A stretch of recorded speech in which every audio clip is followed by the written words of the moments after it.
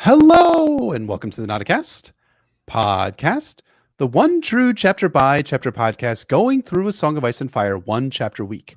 I am one of your hosts, Jeff, better known as Brenna Beefish. And I'm your other host, Emmett, better known as Poor Quentin.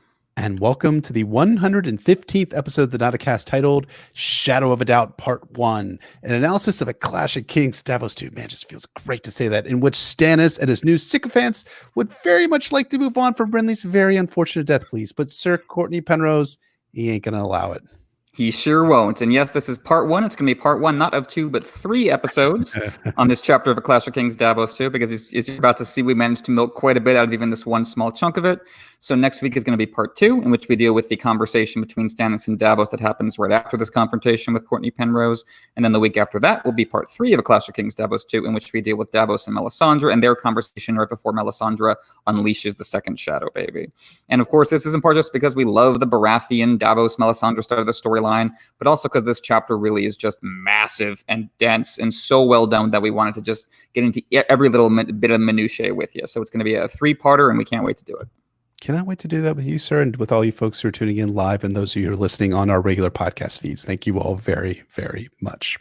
So, as always, this episode is brought to you by our small council, our Hand of the King Wolfman Zach, Grand Maester Tim Bob, Lord Commander of the Kingsguard Mark N, Lord Travis, Master of Ships and War of the Waves, Sir Keith J, Master of Whisperers, Lord Philip the Merciful, Master of Laws, Archmaester June, Healer of the Lesser Poxes, Ragged Michael, Ward of the North, Nelson the Hammer, Prince of Dragonscone, Scarlet the Other Womaness, and Mistress of Whisperers, Lord Micah, Ward of the West, the Kraken's Bane, Lord James, the Gem that was promised, the High Bearded Priest, Lord Jake Assistant to the Hand of the King, Lady Zine of Lyrium, Sir Jack, Lord of Sir Arthur Dane, and Prince Rhaegar's Targaryen Sad Prophecy Boys Club, His Grace's High Inquisitor, Sir Frank B., Sir Jasper the Cruel, the King's Justice, Lawrence, Prince of Dorne, Kelly, one of the East and Mistress of Old Bay of Crabs, Steve the Steadfast, Master of Hounds, the Blue Winter Rose, Knight of Highgarden, Lady Stephanie, Lord Anonymous, I said that three times, Lord Carlos, Lord Andrew the Restless, a priest of the drowned god, the King's Cook, Noli Oli, Master of Cannoli, Sir Sorsadelica, Prince Matthew of House Targaryen, Proud Soy Boy of Summerhall, Defender of the Fifth Book, and Swing Dance with Dragons, Sir K.W. Dent, Elsie the Reign of the Blackwood Guard, and Batman of the Seven Kingdoms, Lord Penchant for Nostalgia, Queer Alex, Rainbow Commander of the Ladies and Gentle Dems, Lord Quint Esquire, Master of Absolutely Positively Not Serving as a Spy for several unnamed High Lords and ladies in order to further the secret Blackfire-style conspiracy to overthrow the oppressive small council. Haldiver, the waiter for T-Wow, A.A. Braun, Damphair, Prophet of the Forsaken, and High Priest of Euron Crow's Eye, Lieutenant Glenn, Lord of H-Town, Veneris of House Colgarian, the First of her name, Princess of Dragonstone, Mistress of Art, the Overworked, Queen of the Pencils and the Eraser, the First Draft, Queen of Monochrome, Devotee, the Great Game of Thrones, Portious of the Realm, Lady Realist of Seven Kingdoms, Blender Paints, and Maker of Drawings, Shumble the Slayer, Lord Adam T, Lady Alexander of Tarth, Sir Christoph Logus, Bloody Scorpion of the Redfield, Defender of the Letter of Kin, and the Wolverine of House Corgoyle, Lady Elizabeth, Mistress of Horse-Faced Lesbians, Sir Josh Snow, Bastard Bounty Hunter of the North, Sir Vayor, Chief of Parties in the Frozen Wastes, Lord Peter, Lady Ashley, Lady Raj, Mistress of Horse, the Dead Shepherd Reborn, Preacher of the Poor Fellows, Marshall, Harrison, Absent, Shipwrecked, and the JC, Grave, Rob Stark, the Cadaver King and Horror of Harren Hall, Olaf, proponent of establishing a feudal, pseudo-democratic system of great councils wherein every vote counts. Thank you for no longer making me say that fucking Quaith line. Sir Tim, the knight who is guided by voices, Lord Nick, and our newest member of the small council. Everyone give a warm welcome to Sir Jack, Lord of Sir Arthur Dane and Prince Rhaegar Targaryen Sad Prophecy Boys Club. Welcome, Sir Jack. Thank you to all our counselors, and a special welcome to Sir Jack. I love the Sad Prophecy Boys Club. I think I've been an unwilling founding member of that club since childhood. Mm-hmm. And just a little trivia note, Sir Jack is a friend of Hedgel, captain of the airship Arrogance, whose name you might have heard before, whose name also changed there. Go back and listen. You can find out where Hedgel's name did change indeed. So welcome and thank you to Hedgel for introducing your friend to us. Our spoiler warning, as we say on all episodes, we'll potentially be talking about all published books. That is the 5 novels, 3 documentary novellas, histories, interviews, the Wisdom sample chapters, as well as Game of Thrones, the TV show. Anything and everything.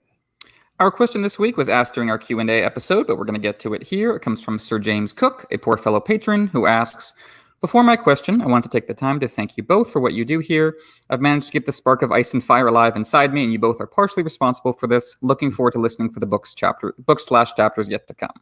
Now, for both Emmett and Jeff, I want to ask if you've ever been into RPG/role-playing games such as Dungeons & Dragons. I've been the Dungeon Master for a Game of Thrones setting D&D for almost 2 years now, set in the time period leading up to and beyond the Dance of the Dragons. The story picked up in 125 AC. We are now 2 years in, and my, how the story/histories have changed. I know this isn't so directly related to A Song of Ice and Fire. However, I was curious on if anyone has attempted something similar, and if there's any sort of community resource or interest in something like this. Long may your podcast reign, gentlemen. James K. Cook III. Well, thank you very much, James, for the question. I've always been more theoretically into Dungeons & Dragons than actually interested in playing it. I like reading campaigns and hearing about what other people are up to. I've never quite had the attention span to do it myself. As far as stuff in the fandom, I'm not sure if this is what James is working from, but there is a Song of Ice and Fire RPG, a Game of Thrones edition that came out, I think, like 8 years ago, and I know that people used to kind of devise campaigns and systems on. I also know that there are like people just do like, threads in the World of Ice and Fire forums where they just kind of go back and forth on kind of text-based games with each other. We have people in the fandom like our friend Stephen Atwell, our friend Michael A.K. Bookshelfsta that do their own kind of campaigns, not necessarily Song of Ice and Fire related, but kind of their own inventive Dungeons and Dragons campaigns. Yeah, I mean, it tailors so nicely to what this universe is kind of built with all those perfect details and different factions. And like you said, the histories can go in such different directions. And while it's not quite the same things, there's the Song of Ice and Fire mod for Crusader Kings 2 that Chloe plays and a bunch of other people have played. And yeah, you can take things in just wild, crazy histories and all these characters, marry different characters and lead different fights. And yeah, that's some of the fun of the universe. So what about you, sir? What is your relationship to these kind of games? So not a nerd, so I don't play. Jeff can't read, folks, let alone be a dungeon master. Yeah, dungeon master. No, when I was a kid, my mother randomly reconnected with my father's like second cousin, so I ended up hanging out with like my father's second cousin's kids and having they play Dungeons and Dragons, and so I try to play a game and. Just never really took with me. It might have been the fault of my mother, who had maybe read some literature which indicated that Dungeons and Dragons was of satanic origin. I don't know if you've heard of this theory that's been advanced in certain circles. I'm pretty sure Satan has like cooler things to do. That was always my thought when I heard the bands that were like supposedly satanic be like the Eagles, Really? Well, they did oppose the Vietnam War, so. Oh, I see. Clearly, Satan was with them. No, yeah, okay, so that's fair enough. So I'm kidding, yeah, but I mean that was something that kind of like turned me away from that when I was a teenager, when I probably could have like jumped into that fan community. And so I sure hope my father's second cousin's children are still playing Dungeons and Dragons now. They would probably be in their late 30s or early 40s, just about my age actually. There's something interesting for those of you folks who are interested in this. There is a text-based role-playing game called. It's called a MUSH game. I don't know what the acronym means, but it is an acronym called Blood of the Dragon, which is something that Westeros.org hosts. And our friend Aziz from the History of Westeros podcast figured something out really interesting right around the time when the World of Ice and Fire was starting to go into its final publication stages.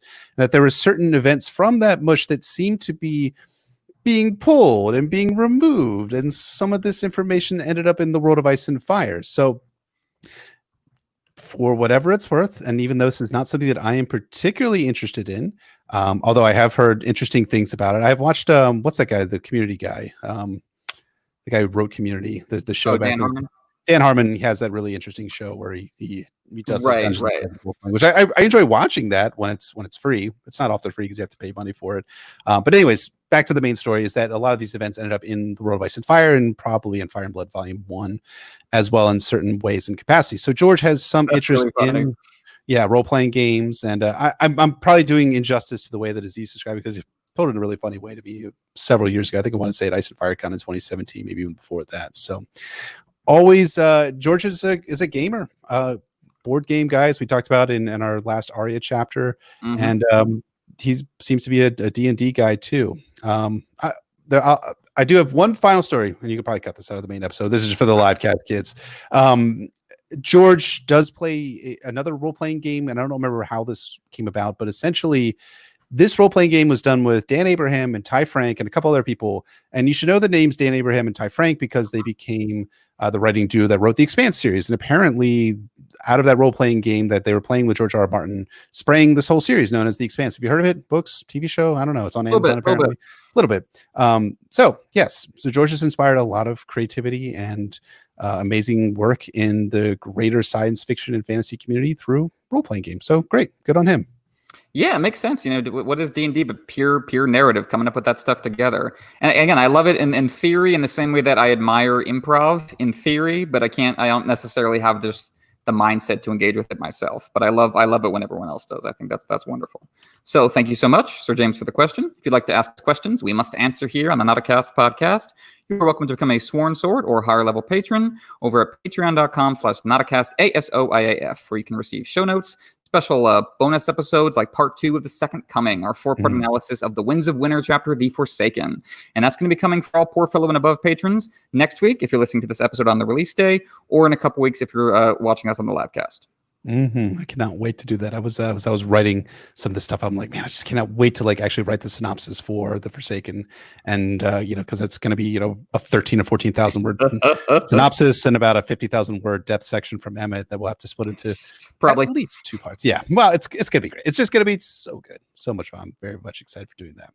But enough about Patreon. When we last checked in with Davos of House Seaworth, that is the first of the House of Seaworth, he had watched his gods burn on the Dragonstone beach, heard the stories of Azor Ahai and Stannis' Goshawk, there it is, Stannis' Goshawk, and been charged to bring word of Stannis' kingship and Cersei's incest to the small folk.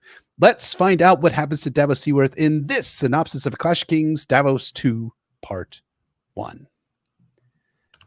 And I will be joined by someone for this synopsis, so keep listening. Sir Cortnay Penrose wore no armor. He sat a sorrel stallion, his standard-bearer a dapple gray. Above them flapped Baratheon's crowned stag and the crossed quills of Penrose, white on a russet field. Sir Cortnay's spade-shaped beard was russet as well, though he'd gone wholly bald on top. Sympathize. If the size and splendor of the king's party impressed him, it did not show on that weathered face. They trod up with much clinking of chain and rattle of plate.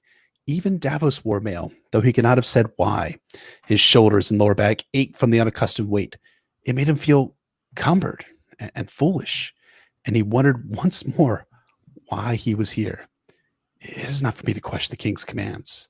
And yet, this is going to be another one of those synopsis things, in quotation marks, synopsis, where I pretty much write where every part of my being just wants to quote the whole goddamn chapter from start to finish, because boy, this is an amazing, fantastic chapter. Anyways, into the breach. Davos knows that everyone who is with him has a better birth and station than he does, noting their intricately crafted armor and festooned headgear. But at the very least, Stannis also looks out of place alongside of Davos with wool and boiled leather. Hello, Sean T. Collins. He does have that flame crown, though. Nope. Still not sensing any symbolism with that headgear whatsoever. Just gonna drive on from there. Weirdly, this was the closest that Davos had been to Stannis since he'd arrived back. Davos joined Stannis' fleet off the coast of Storm's End 8 days ago and immediately tried to see his king, but he'd been rebuffed. He was too busy. Politics, people, the worst, man.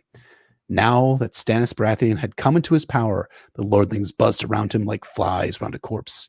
He looks half a corpse too, years older than when I left him on Dragonstone. Devon said the king scarcely slept of late. Since Lord Renly died, he has been troubled by terrible nightmares, the boy confided to his father. Maester's potions do not touch him. Only the Lady Melisandre can soothe him to sleep.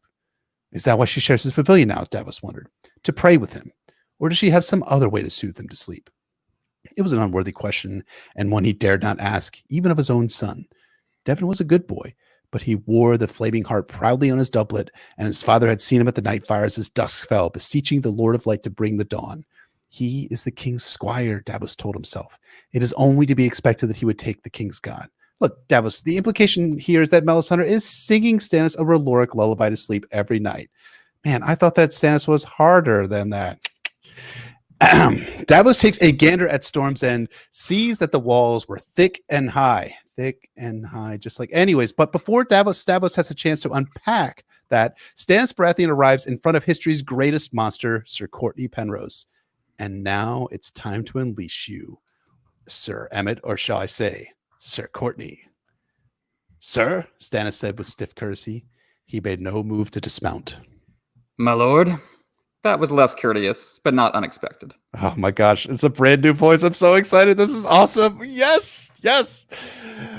Lord Alistair Florent complains that Cortnay should have said your grace, and Davos notices how richly attired Lord Florent is. Yet again, the Florents had been the first to turn cloak towards Stannis' side, and now that they turned cloak, they'd also forsaken the faith of the Seven and taken on the Red God. Sir Cortnay Penrose ignored him, preferring to address Stannis. This is a notable company. The great lords Estermont, Errol, and Varner. Sir John of the Green Apple Fossaways, and Sir Brian of the Red. Lord Caron and Sir Giard of the King Renly's Rainbow Guard, and the puissant Lord Alistair Florent of Brightwater, to be sure. Is that your onion knight I spy to the rear? Well met, Sir Davos. I fear I do not know the lady. I am named Melisandre, sir. She alone came unarmored, but for her flowing red robes. At her throat, the great red ruby drank the daylight. I serve your king and the Lord of Light. Wish you well of them, my lady, Sir Cortnay answered, but I bow to other gods and a different king. There is just one true king and one true god, announced Lord Florent. Are we here to dispute theology, my lord? Had I known, I would have brought a septon. You know full well why you've come here, said Stannis. You have had a fortnight to consider my offer. You sent your ravens. No help has come, nor will it.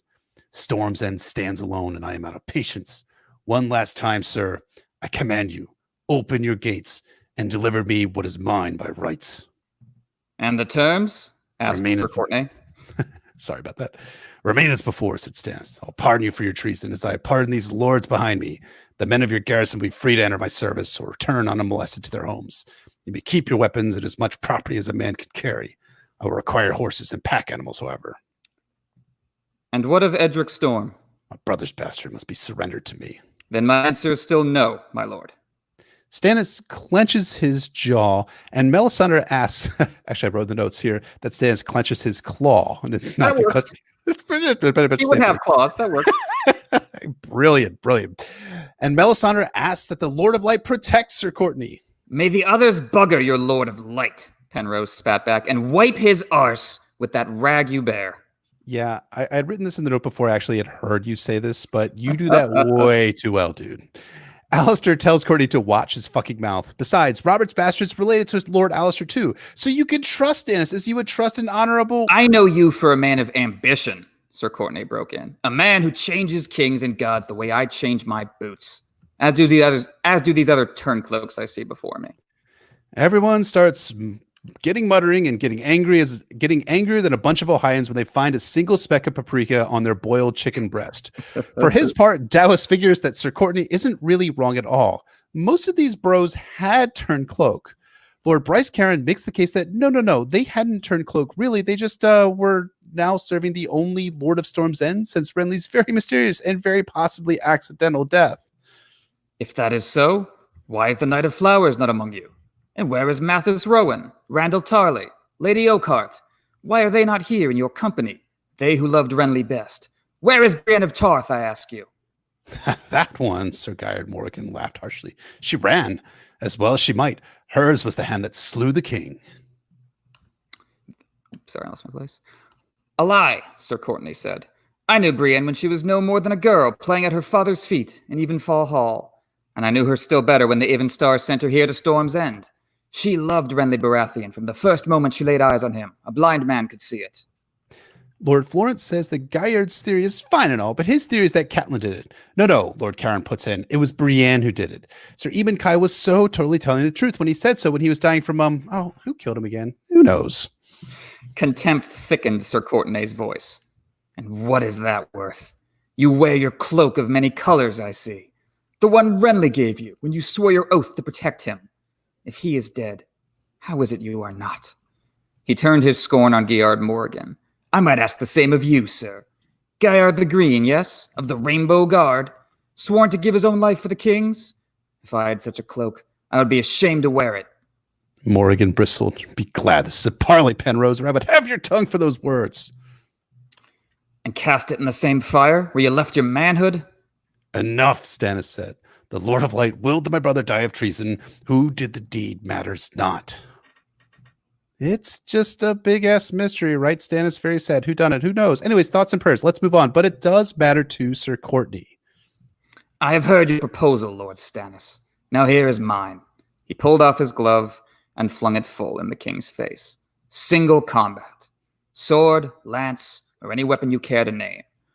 Or if you fear to hazard your magic sword and royal skin against an old man, name you a champion, and I shall do the same. He gave Geard Morgan and Bryce Caron a scathing look. Either of these pups would do nicely, I should think. So Geard and Bryce Caron all want a chance to kill Sir Cortnay, but Stannis refuses them, and then Sir Cortnay jumps in. Sir Cortnay did not seem surprised. Is it the justice of your cause, you doubt, my lord? Or the strength of your arm? Are you afraid I'll piss on your burning sword and put it out? Do you take me for another fool, sir? Said Stannis.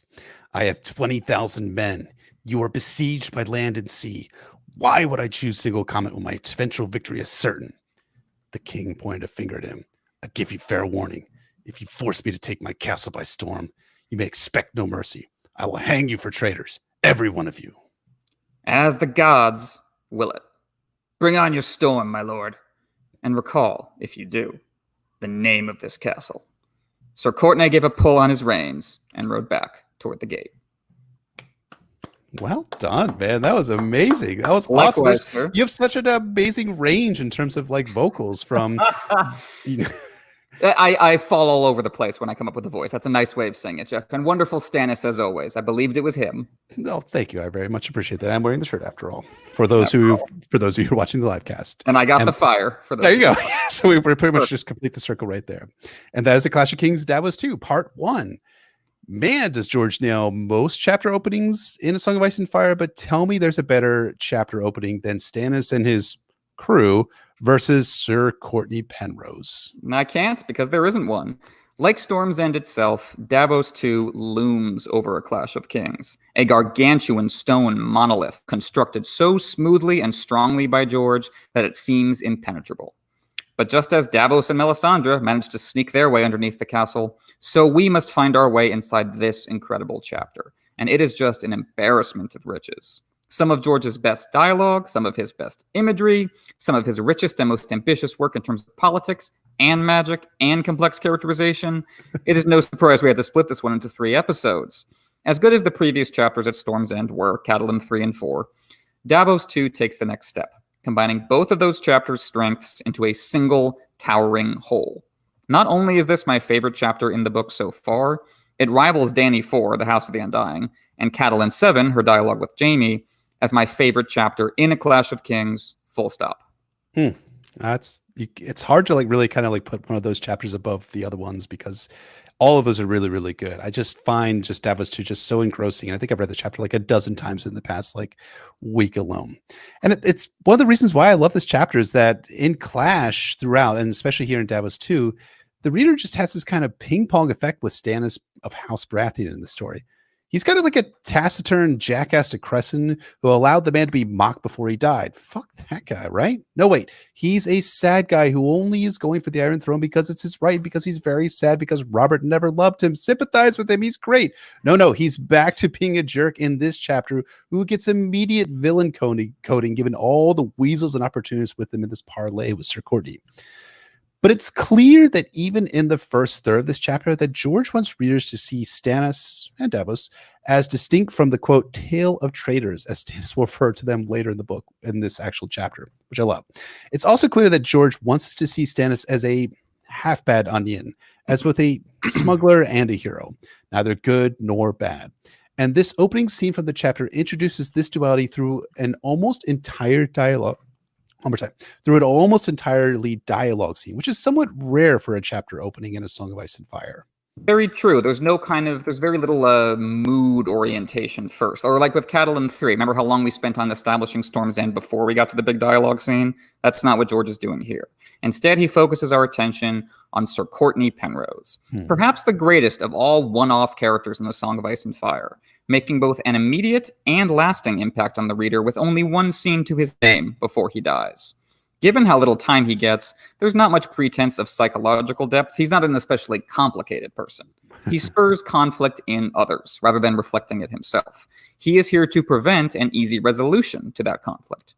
He is a fly in the ointment for both Stannis and his new followers, literally standing in between them and an open road to power, thwarting their easy narrative. He is here to insist that it matters how one comes to power. Having a solid justification for taking power is necessary, but not sufficient. If you do it wrong, you have failed. For Cortnay, the murder of Renly is an original sin that corrupts everything Stannis is doing now, a rotten foundation that hollows out the whole edifice, making it unworthy. Now, this is in part because Cortnay was just personally loyal to Renly, who left him in charge of Storm's End. But it's also a general statement about how power covers its tracks. In order to climb the fiery ladder, you wash your hands with blood, but you're washing them with more blood. Renly's personal qualities really aren't relevant to this argument, because the argument isn't just about the murder, it's about Team Stannis' subsequent cover-up of the murder. And is that the kind of conduct you want to see in your leader, however righteous their initial claim to power might be? Cortnay says no, and I think it's difficult to disagree with him. He gets a perfect introduction that summarizes this defiant truth to power role. Sir Cortnay Penrose wore no armor. And why would he bother with armor? Renly's armor didn't save him after all. By not wearing armor, Cortnay calls attention to the manner of Renly's death. Purely in his visual presentation, even before he opens his mouth, he is challenging Stannis' narrative. Cortnay knows he is signing his own death warrant in this scene. By not wearing armor, he communicates that he does not care. It is worth it, in his mind, to die in defiance of injustice, corruption, deceit, and murder. His doom and his defiance are therefore inextricable. Like Catelyn in the nearby Sept in Catelyn 4, he makes himself metaphorically naked before the truth, leaving behind the surface signifiers of wealth and war in favor of the real thing. Armor wouldn't protect him from Stannis' shadow sword, just like how armor dragged Lord Brax to his watery death at the Battle of the Camps. It's not a shield, it's baggage, and Cortnay is leaving it behind. Yeah, you kind of get this sense of like the man standing in front of the tanks of the People's Liberation Army at Tiananmen Square Field to Cortnay standing here in front of all these heavily armored knights and lords all by himself, right? I think you want to get the idea when you're looking at knights and lords who are in their finery and in their magnificent armor that they mix them essentially impregnable to normal weapons that would be used. There's that exception for shadow swords, of course. And it's interesting. I think, as I was saying before, I think in the pre-episode, Stannis seems very deliberately villain-coded, but Cortnay is very much hero-coded. I think we get that sense here, and that he knows that the end of this is his death. He's going to die for Renly or Edric Storm. The problem with this is that as much as Stannis and Melisandre will state that everything has been preordained, it's all fated, all seen in the fires. Is that actually the case for Cortnay? Does this knight have to die? And I really don't think so, but we're going to unpack that in this more fully as our discussion portion of this episode. But Stannis is offering fairly generous terms to Cortnay and his men. I know we're going to have a little disagreement. We're going to start fighting it out, duking it out, so to speak here. But, Stannis carries through with this mercy, even after he swears to do otherwise, unless Cortnay surrenders. But that's kind of post facto. Maybe Cortnay thinks that Stannis is insincere, will break his word and then kill him and his men anyways. But Stannis points out that most of his party with him were all on Renly's side. Not that long ago either. And now they're part of his war council and diplomatic entourage. Ultimately, I think, and you had pointed this out, is that my point is that Cortnay chose to die when he really didn't have to. True. He doesn't know about Melisandre's certainty that his doom is guaranteed. He is choosing it. And he's choosing it, I think, because living in the world that Stannis has made is just unacceptable to him. Living in the world in which Renly died.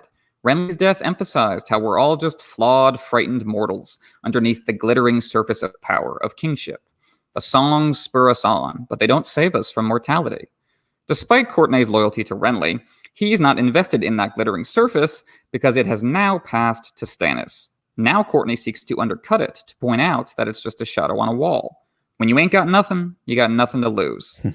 By taking off his armor, Cortnay indicates to Stannis that unlike the lords at his back, he cannot be bribed into compliance. As George writes it, if the size and splendor of the king's party impressed him, it did not show on that weathered face. To hell with your titles, Cortnay is saying. To hell with your fancy armor. To hell with your mealy-mouthed justifications. I will peel it all away to find the truth. That attitude sounds familiar. Who does he sound like there? Yeah, exactly like Stannis. That is one of the many rich ambiguities and contradictions of Davos II. Stannis is essentially being defied by himself. He's being called out and mocked by his own shadow, so to speak. He's being called to the carpet by the part of himself that hates what he's doing. Because Stannis is not a POV character, George externalizes his conflicts onto the characters around him to clue the reader into what's happening in his head. Sir Cortnay is bald, like Stannis. He is blunt and brusque, a taste for hard truths, just like Stannis. He has no taste for material wealth, like Stannis. He is a fly in the ointment for Stannis, just like Stannis is a fly in the ointment for the Lannisters. And above all, of course, Cortnay Penrose is stubbornly holding Storm's End under siege despite overwhelming odds, which is exactly what Stannis did during Robert's Rebellion. That siege was the foundation of Stannis' reputation for both good and ill, and his worldview. That Robert never thanked him for it, and indeed gave the castle to Renly, stands foremost among the fraternal grievances that have produced this whole mess. Stannis is essentially doing all of this to try and fill the hole left inside him, first by Robert and then by Renly. George uses the one-off character of Cortnay Penrose to show us how Stannis has only managed to dig himself deeper into that hole.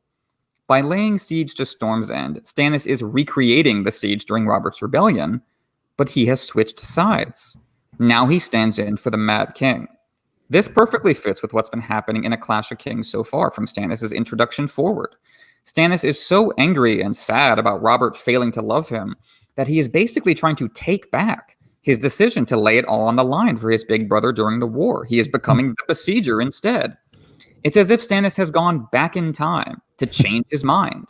Knowing that Robert would prove unworthy of his support, he has flipped sides to Team Aerys, Melisandre playing Varys, as I've said before. In the process, he becomes alienated from his own younger self, as embodied by Cortnay, the one who stayed loyal to Robert. After all, Cortnay is loyal to Renly, aka young Robert. So instead of Stannis finding his hoped-for catharsis in this defiance of his brothers, he has stumbled into an even deeper level of hell. He still doesn't have their love, and now they're both dead. And the man in the mirror is telling him he's become a villain. By killing his brother, Renly, the Lord of Storm's End, flying the Baratheon banner, Stannis set his heart on fire. His new lords are dousing that fire with water. Cortnay Penrose, with his Baratheon banner, is here to spray gasoline on that fire to force Stannis to face what he's done. Stannis is, as his lords point out, the last Baratheon, the rightful heir to Storm's End. But everything about this scene emphasizes how he still is on the outside, both literally and figuratively. Stannis has more in common with Cortnay Penrose than he does with those former followers of Renly who are backing him now. But that commonality is exactly why Stannis and Cortnay come into conflict. It's that mutual stubbornness, as with Stannis versus Renly. Neither of them can back down, because that means the other one was right. And what do we say about Stannis and Renly's relationship, or what a Tyrion rather say, is that they are too similar to actually come together and have a good relationship to each other and actually reconcile. They do have to come to blows at some point. And to kind of bolster the argument that you're making here, this is something we are going to cover again for next week for part 2 of 3 of the series on Davos 2. But Stannis and Davos have this really interesting conversation where Stannis directly challenges Davos and recognizes what Davos is feeling about Sir Cortnay Penrose, where Stannis says, "You esteem this Penrose more than you do my Lord's bannerman. Why?" And Davos replies, "He keeps faith." Keeping faith, along with Stannis's somewhat meritocratic sense of justice, is part of the reason why Davos holds to Stannis, after all. Stannis kept faith with Robert, valuing the older laws of blood ties over the sworn loyalty to Aerys II. And though we pointed out in our episode in the prologue that Stannis' motivation in supporting Robert probably wasn't based on Aerys II Targaryen's delegitimizing conduct as the sovereign, we can see a bit of a parallel here in Cortnay defying Stannis in similar lens. As you were saying, Cortnay sees Stannis as committing the unforgivable sin in kinslaying Renly. Would Stannis have surrendered to Aerys? Should Cortnay? I mean, no to the former and yes to the prior, but you see my point, right? Absolutely, I do. It's what makes it so tragic that Cortnay and Stannis do have these things in common, but they can't get at that commonality because of the political differences, because of Stannis' backstory with Robert, and now Cortnay's backstory regarding what Stannis did to Renly. As such, George takes care to emphasize how different both Cortnay and Stannis are from the lords now gathering around Stannis as their new king. And really, more than Stannis or Melisandre, I think these lords are the villains of this chapter. And first and foremost among them is Lord Alistair Florent. Ugh. I hate the Florents, and Lord Alistair is among the most singularly unlikable characters in A Song of Ice and Fire, though hardly the most reprehensible member of even his own family. He is a hypocrite to his empty core, his supercilious sanctimony constantly undercut by the grubbiness of his actions and the blindness of his worldview. All he cares about is his own comfort, yet much like Zarozo and Daxos, he spills words indulgently all over the place to pretend like he has a higher cause. And indeed, George does frame Alistair as the Westerosi equivalent of the Carthene elites. He's tall, courtly, and rich, wearing fantastically decorated armor, the glittering surface of lapis lazuli that George has said defines fantasy as a genre. Same goes for the other lords present at this parley. Every man of the party was of better birth and higher station than Davos Seaworth, and the great lords glittered in the morning sun. Silvered steel and gold inlay brightened their armor, and their war helms were crested in a riot of silken plumes, feathers, and cunningly wrought heraldic beasts with gemstone eyes. As is the case with lesser fantasy, this exterior beauty masks an inner emptiness. There is nothing to any of these men. They have no values worthy of the name. Again, as in Qarth, beauty is not truth. Truth is not beauty. The lords wear their wealth on their bodies, not just to show off, but to distract and mollify the masses, to convince everyone that they belong on top. They look like gods. They look like they've captured the forces of nature itself and bent them to their will, hence the animal symbolism that Illyrio deconstructs in A Dance with Dragons. How could one possibly think to defy them? How could one conceive of a different arrangement of power? Just look at the shining surface. Don't think critically about it. But the gods did not raise up Alistair Florent. Men did. The fox on his armor does not indicate that his power is the state of nature. It's a ploy on his part to make you think that. It's a shadow on a wall, the image of glory, and it didn't save Renly. All this wealth is made possible by taxing the other classes, who, unlike the nobility, have to actually work for a living. These lords cover that up, just like they're covering up Renly's death. They're no more loyal to him despite their oath than they are to the small folk they are all sworn to protect, and hence they are unworthy of their own imagery. The only worthy one is Davos, who isn't wearing all that imagery. By stripping off his armor, Cortnay is defying their deceit. This is not exactly a systemic political critique. Cortnay is not Beric Dondarrion, literally redistributing his knightly privileges. But this is Cortnay's way of saying that the image does not comport with the reality. Alistair's splendid armor does not make him splendid. It just covers up his corruption. Shadow on a wall here, Drake. They trot it up with much clinking of chain and rattle of plate. Even Davos wore mail, though he could not have said why. I mean, these lords and knights are projecting their power, wealth, and station to Sir Cortnay. Look at me in my regal attire with that helmet with plumage that goes up into the sky. But being so fucking ostentatious in their display of power and wealth, they end up undercutting Stannis' cause altogether. There is no need for all these guys to be, as my wife sometimes says, quote, dressed to the nines. They're doing so because, one, they are very much compensating for their former support for Renly. Two, they're probably a little scared given all the blood magic which seems to be about this area. And three, as I was saying before, they're attempting to show how overwhelmingly powerful they are. The problem is that they can't scare Cortnay, and the entire effect results in a complete fucking farce. And we get this from Davos, and we learn immediately why it's a farce. Davos had forgotten how high and thick the walls of Storm's End loomed up close. The walls of Storm's End, that's Cortnay's armor. He doesn't need to pretend to be powerful when he's in the foreground of a castle that's never been taken by force of arms. And as much shade as I'm throwing on Stannis and his party here, at least the king recognizes the silliness these lords are just exhibiting in their display. As Davos says, or thinks, like Davos, the king was plainly garbed in wool and boiled leather. We're just going to forget about the crown here for momentarily, but I'm sure someone else will bring it up here momentarily too. No, that's a great point. I love your point about the castle itself being Cortnay's armor. That's exactly right. I mean, that's so perfectly expressed in his final line. And yes, there is that connection of non-materialism, of lack of overt displays of wealth that connects Cortnay to Stannis to Davos. And then you have on the other side of that line all the other lords who are showing off their wealth and showing off how much they have. And especially Alliser Florent, who immediately gets all petty about how Cortnay addresses the situation, insisting that there is only one true king, Stannis, and only one true god, R'hllor. Alliser speaks as though he has been a diehard Stannis loyalist from the very beginning, as if these are the ironclad values that make him who he is.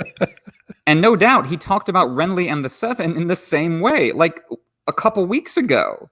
Allister's only core belief is that whatever side he's on is the right one by virtue of him belonging to it. It's the inverse of, I would never want to belong to any club that would have me as a member.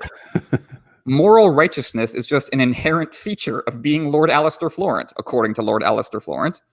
As such, he doesn't even appear to recognize the base hypocrisy of his statements. What he's saying here is as true to him now as the opposite was a month ago. Again, it's all surface. Alliser flaunts external beauty as though it speaks to inner beauty without doing any of the hard work, self-awareness, self-sacrifice required for inner beauty. Cortnay shows us what real loyalty looks like.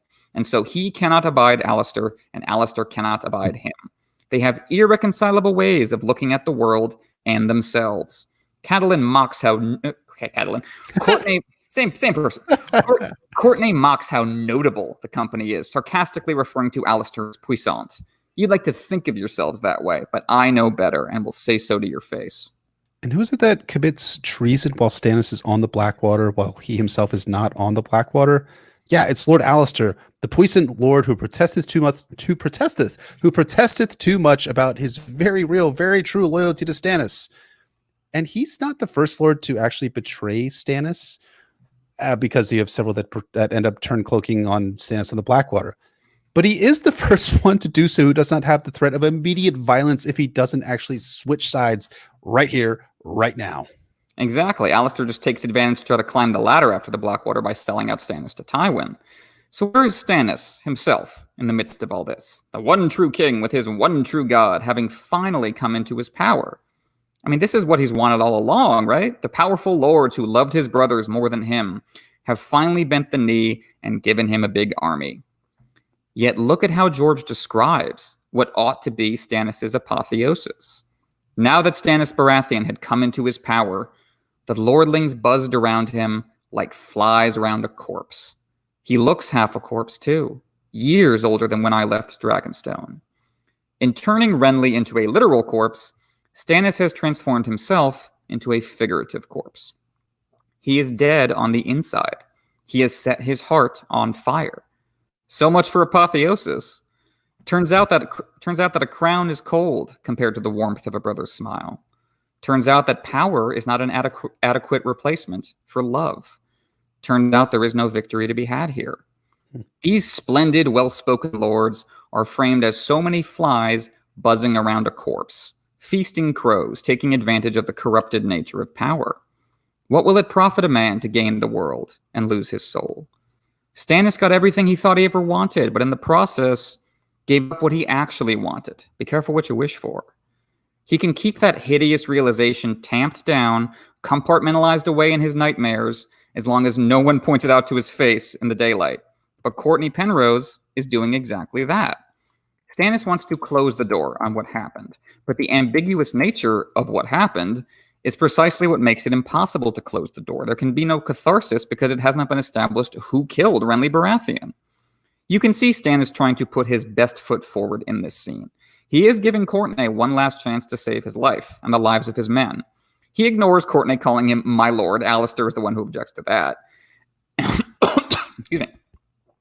And Stannis offers what seems on the face of it to be generous terms.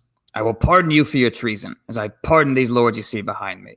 The men of your garrison will be free to enter my service or to return unmolested to their homes. You may keep your weapons and as much property as a man can carry. I will require your horses and pack animals, however. So Stannis is not an unreasonable man, obsessed with punishment and his own rights in this moment. But Cortnay still refuses. Why? Because of Edric Storm, the next Robert, The next Renly, the next perfect laughing storm who was everything Stannis could never be. What Stannis did to get here, the way in which he put himself in the position to even be able to make this generous offer to Cortnay, that is precisely why Cortnay cannot accept.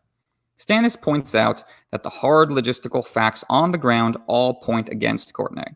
They are outnumbered. They have no allies. If Stannis attacks, he will eventually inevitably win. Cortnay's refusal does not guarantee Edric's safety. If Stannis attacks, he will eventually win, and then Edric comes to him with all the rest. Edric will arguably be more in danger from a battle if Stannis has to attack by force. Moreover, Cortnay is putting the lives of all his men at risk. Stannis says he will let them go home if they surrender.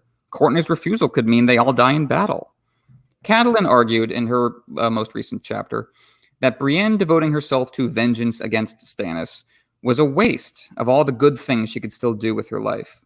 Does that same logic not apply here? Is Cortnay not just throwing everything away for vengeance? I think that same logic does apply, but that logic has to be tempered with context. Cortnay's better options refused his call, and he does not believe that Stannis is acting in good faith. That's not to say that Cortnay directly accuses Stannis of killing Renly. He doesn't. He seems to realize he has no direct evidence on which to found such an accusation. However, his belief that Stannis probably did give the order is clearly motivating both his attitude and his actions. If Stannis killed Renly, why should Cortnay entrust Edric Storm to him? More to the point, how can he trust Stannis at all? How can he trust any of those terms? Why would a kinslayer honor a promise? How does Cortnay know that his men won't be killed after they surrender? That corrosive lack of trust is why he doesn't believe Alistair's reassurances about Edric. The whole system is going down. Honor and ambition, in Cortnay's framing, are irreconcilable opposites. There is an irony there in that he could be describing Renly every bit as much as these lords who flocked to Renly's banners. As Davos thinks to himself, Cortnay is right about these former allies of his, these lords who used to serve Renly and now serve Stannis. Neither gods nor kings mean anything to them, only power, by whatever means they can grasp it. Yeah, I think it's a really good point. And I think you brought this, we were talking about our Catelyn chapters, how the entire dynamic of Westeros has changed. Like you have that last gasp of air before all kind of goes to pot. That parlay between these two men is the last moment where Westeros can return to some sort of normalcy, not an actual normalcy, but it's a sort of it. But it's all been gone. It's all been done away with the use of the Shadow Baby or the battle. If the Shadow Baby had not been used, the battle that would have ensued would have had the same effect. Now, I think you can see some of the reason why Stannis chose to bring former Renly loyalists with him instead of, say, Lords Adrian Celtigar or Montford Velaryon. Stannis is trying to undercut Cortnay's argument before it even starts. See, I spared these traitorous assholes, and they really, really suck. It's a good optics framework for the negotiation. The problem is something that you're highlighting is that Stannis comes across as how Stannis comes across, and his reputation, as Catelyn puts it, of being, quote, notoriously without mercy. And it's also the very party he arrives with. I mean, besides Davos, these jabronis don't come off as anything more than grasping, ambitious bootlickers. Stannis has pardoned them, forgiven them, but he still thinks they're traitorous scum. It's a sentiment that Cortnay shares. Ding! Another way that Stannis and Cortnay are alike. As always, Stannis comes striding to most scenes seemingly with good intentions. I think something that's interesting is why he comes at all, and we'll maybe unpack that a little bit more. But it's interesting because, as he says to Davos later in this chapter, he has seen Cortnay dead in the flames, or rather, Melisandre has seen Cortnay dead in the flames. So why is Stannis even coming here in the first place? Seemingly, he's coming here because he's hoping to forestall prophecy and destiny and hoping to save this guy's life. He doesn't seem to be here to kill Cortnay, at least here. But he brings his baggage with him. That is all of that notoriously without mercy stuff. And the execution of his good intentions inevitably falls to pieces. Still, it seems clear that whatever Stannis or the party brings priors, Cortnay isn't really coming to this parlay with any intention of negotiating the surrender of Storm's End. At least that's the impression that I get from the opening of this chapter. He really feels like he can't trust people who are just so thoroughly committed to power at any cost. Renly was the same way, of course. He only appeared to be different, enough to inspire devotion in Cortnay Penrose. And for Cortnay, that devotion is really what makes him different. Renly having no claim and being rather power-hungry himself isn't really the point for Cortnay. It's that he, Cortnay, picked a side and stuck to it. And these Turncloaks didn't. Naturally, these lords don't take kindly to being called turncloaks. Bryce Caron comes forward to defend their honor, but his cloak is literally twisting in the wind. That's George showing you that Cortnay is right in his criticisms of these folks. Bryce's argument is both sensible and ridiculous, fitting the complexity and ambiguity of this chapter. On the one hand, he is right that Stannis is now the last Baratheon standing. As such, it's only to be expected that the nobility of the Stormlands would line up behind Stannis now. Cortnay counters by pointing out that Loras, Randall, Mathis, etc. aren't here. But that's not really a relevant response, because they're not Stormlanders. Unlike Bryce Caron, their fealty was never to Storm's End. It was to Highgarden. The Tyrells of Highgarden are committed foes of Stannis Baratheon, and vice versa, so of course those guys aren't here. No, but there's something that's interesting, though, is that there's a curious presence among Stannis' party, and it's Sir John Fossaway. So, a little bit of backstory. Sir John Fossaway of the New Barrel is a knight from the Reach, formerly sworn to Renly, but now he's here in Stannis' party, possibly to show that kind of the, quote, interregional aspect of Stannis' forgiveness and new army. And if you can allow me just a small digression, I promise we'll get right back to your excellent points. Between the publication of A Game of Thrones and A Clash of Kings, George R. R. Martin published The Hedge Knight, which is the first of the Dunk and Egg novellas. Have you heard of it? Good series of books if you've not read those stories yet. And this features the character of Raymond Fossaway, who was knighted by Lionel Baratheon to fight for Dunk at the Trial of Seven at Ashford Meadows. This was, of course, in contrast to his traitorous cousin, Steffan Fossaway, who fought for Aerion Brightflame. This is where House Fossaway of the New Barrel actually originated from, as George later said. And having Sir John Fossaway here as a knight is a neat way that George integrated some of his novella work into the main series. Anyways, I digress. Continue on with your excellent points. No. That's a very good point to bring up. There's a lot of complex politics at work here. So Bryce's argument does have some logic to it. On the other hand, like Alistair, he is desperately trying to pretend that this is always what he thought. These were always his beliefs, when they clearly weren't. If Stannis is Robert's rightful heir, why wasn't Bryce behind him from the start? Why did he ever don that rainbow cloak for Renly? For power and glory, of course, his true values. Referring to Stannis as Renly's heir regarding Storm's End is another fig leaf. Can you still claim an inheritance if you had to murder the current occupant to lay claim to it? Well, maybe if everyone agrees that that's what you're doing, but all these lords are trying to dance around the base reality of that. This contradiction is what Cortnay is getting at when he wonders why those who loved Renly best are not here. If this is just naturally proceeding from Renly, why isn't the core of Team Renly present?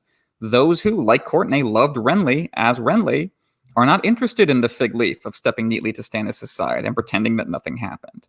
It all comes together with Cortnay's passionate demand to know what happened to Brienne. Unlike Loras, Mathis, and Randall, Brienne is a native Stormlander. Her family is sworn to Storm's End and House Baratheon. It makes political sense for her to be serving Stannis now that Renly is dead. If she is not here, Cortnay is arguing, then the clear consensus Bryce Caron is describing is a lie. It does not actually exist. Bryce and Geard Morgan argue that it was Brienne who killed Renly. That's why she's not here. Alistair thinks it was Catelyn, but he still gets in this misogynistic little dig at Brienne. Brienne was Renly's truest servant, the shining star in his camp like Davos is in Stannis' camp. And just as Stannis' noble-born vassals reject Davos, Renly's former lords scorn Brienne. She was genuinely loyal, and so out of place among these ambitious turncloaks. Cortnay knows better. Brienne believed in Renly. She believes in devotion and love. So too does Cortnay Penrose. That's why he's putting it all on the line for Edric Storm. Bryce and Geard and Alistair Florent are telling themselves that there is a logic and ethos to their actions. And this disgusts Cortnay. They don't even have honesty of purpose. They can't even authentically be their own selfish, ambitious selves. They play at honor. It turns out that for so many of the powerful people in Westeros, honor is a performance. It's something you convince others you have, not something you actually have to possess yourself. If these lords had rode up here and said, look, Cortnay, we love Renly too, but he's dead, and we don't feel like losing everything, so King Stannis it is. I think Cortnay would still resist them to his last breath, but I don't think he would feel such blazing contempt for them. They're so inauthentic. And that inauthenticity is rooted in Renly's death, which the Turncloak lords are treating as a given, an unfortunate memory to move past. For Cortnay, though, this is still very much an open case, because it has not been decided who did it. How dare these men swear oaths to him that they will keep Edric safe, that it was Brienne who killed Renly, when they failed to uphold their oaths to Renly? What good is their word after that failure on their parts? Why should he trust them on any subject? Now, again, I think Cortnay's emotionally convincing arguments must be tempered with logistical realities. Bryce and Geard could not possibly have saved Renly's life. But that's not really Cortnay's point. Just like the question of whether or not Stannis is the rightful heir to Storm's End isn't really relevant to his argument. I mean, it's also like, if you think about it, just it's hilarious imagining Stannis' internal reaction to Bryce Caron telling everyone that Stannis is now the heir to Storm's End after Renly's death. He is the rightful lord these days. And if you guys recall from from the prologue, one of Stannis' earliest and most frequent complaints is that Robert gave Renly Storm's End when it was his by rights. And you start to see why Stannis dismisses them as, quote, chattering magpies later in this chapter. They're reinforcing his insecurities about whether Robert loved him or not. They're in this fight because they have to be. That's their stated reason now, and I sympathize, I guess, with Stannis in as much as he shares Courtney's disdain for them.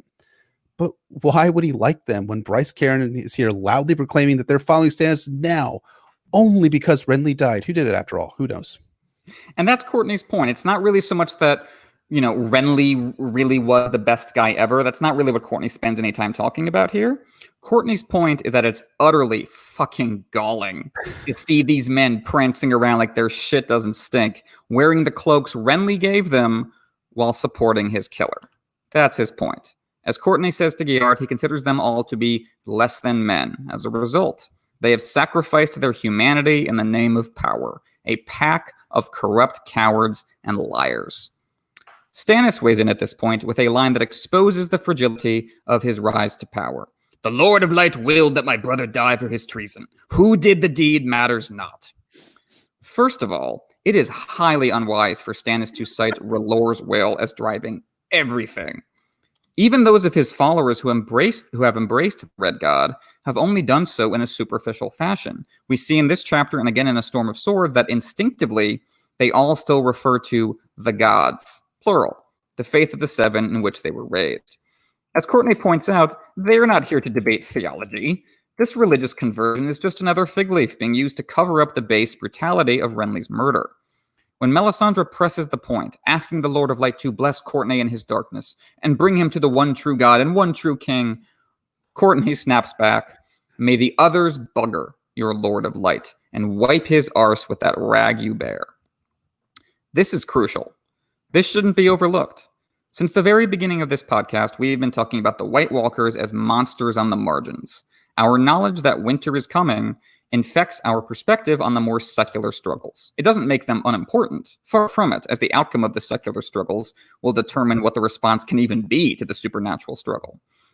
But by starting with the others before shifting to the war, George communicates, as he has said explicitly in interviews before, that they are the most dire threat, and the best outcome would be humanity uniting against them. And that's not going to happen. How do I know that's not going to happen? Because here we have Cortnay Penrose welcoming the others if it means taking down Team Stannis.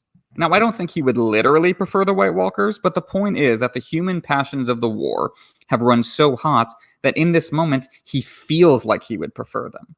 I am confident that this is what George is trying to say because he pulled the same trick with Theon and Benford Tallheart back in Theon 3. The others bugger your wet god.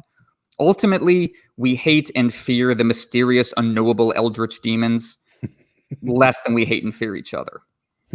Melisandre thinks of herself and her god as the solution to the others. Summer defeats winter. Fire melts ice. We have to win this piddling little war in order to win the Great War. But as we see with Cortnay Penrose, Melisandre is sabotaging her own efforts. Everything she does to win the secular war makes her side weaker, not stronger, in face of the supernatural threat. She makes it harder, not easier, for everyone to unite as one. The same thing is going to go down with the wildlings in the north. Melisandre makes it harder for them to come together, not easier. What if the others are actually the solution to her and R'hllor? Now, again, I don't think that's literally true. That's not going to be the big twist at the end of the series, that the others are here to save us from the Red God. But George is framing it that way in this scene for a reason, to challenge our easy binary narratives along with Melisandre's. What if neither fire nor ice is good? Or rather, what if it is bad for either side to triumph completely? A long summer would be just as bad as a long winter, ultimately. What is needed is balance, and that is something Melisandre just refuses to accept. 100% accurate, man. Exactly. I mean, a theme of this chapter, one of several themes as we'll unpack in all of these parts, is that extreme duality versus balance. Are you a good man, Sir Davos? Well, Davos is kind to his wife, but has known other women. He's kind of in the middle. The consuming fire of red lore versus the watery halls of the drowned god versus the cold death the others bring results in one thing: death. It's like George took that old schoolyard question, how would you rather die? Burn to death, drown to death, freeze to death, and gave these questions thematic weight in this chapter, as well as in Theon's third chapter. On a lesser ethereal level, I do think another way that George writes profanity into A Song of Ice and Fire and that kind of dialect he does is really, really fascinating. We've heard this several times before. Robert Bradley used to say this all the time. The others take you. Or Sir Cortnay in this chapter says, the others bugger your red god. It's kind of like the Song of Ice and Fire equivalent of God damn you or go to hell. And in George's world, these are everyday curses that everyone hurls at each other, same as in our world in some cases. But in a horrifying twist, there's real meaning to these curses. The others are coming to take you. The others are going to come and bugger your red god if they get the chance.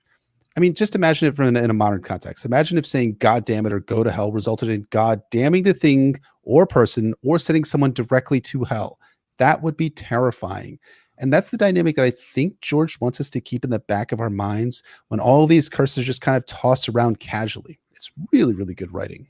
Yeah, that's a great point. Yeah, it's not that Cortnay is literally saying, I know that the White Walkers exist and I wish they were here, Stannis, so they could take you down. But I think that irony is supposed to be there for the reader. We're supposed to go, oh, that's how bad things have gotten in the war, that's how this framework is coming together. And that's why it's just not going to be as simple as Melisandre thinks to get everyone together against the others. She is getting in her own way. Even beyond the religious considerations, however, Stannis' declaration that who did the deed matters not is politically untenable, revealing his own hypocrisy.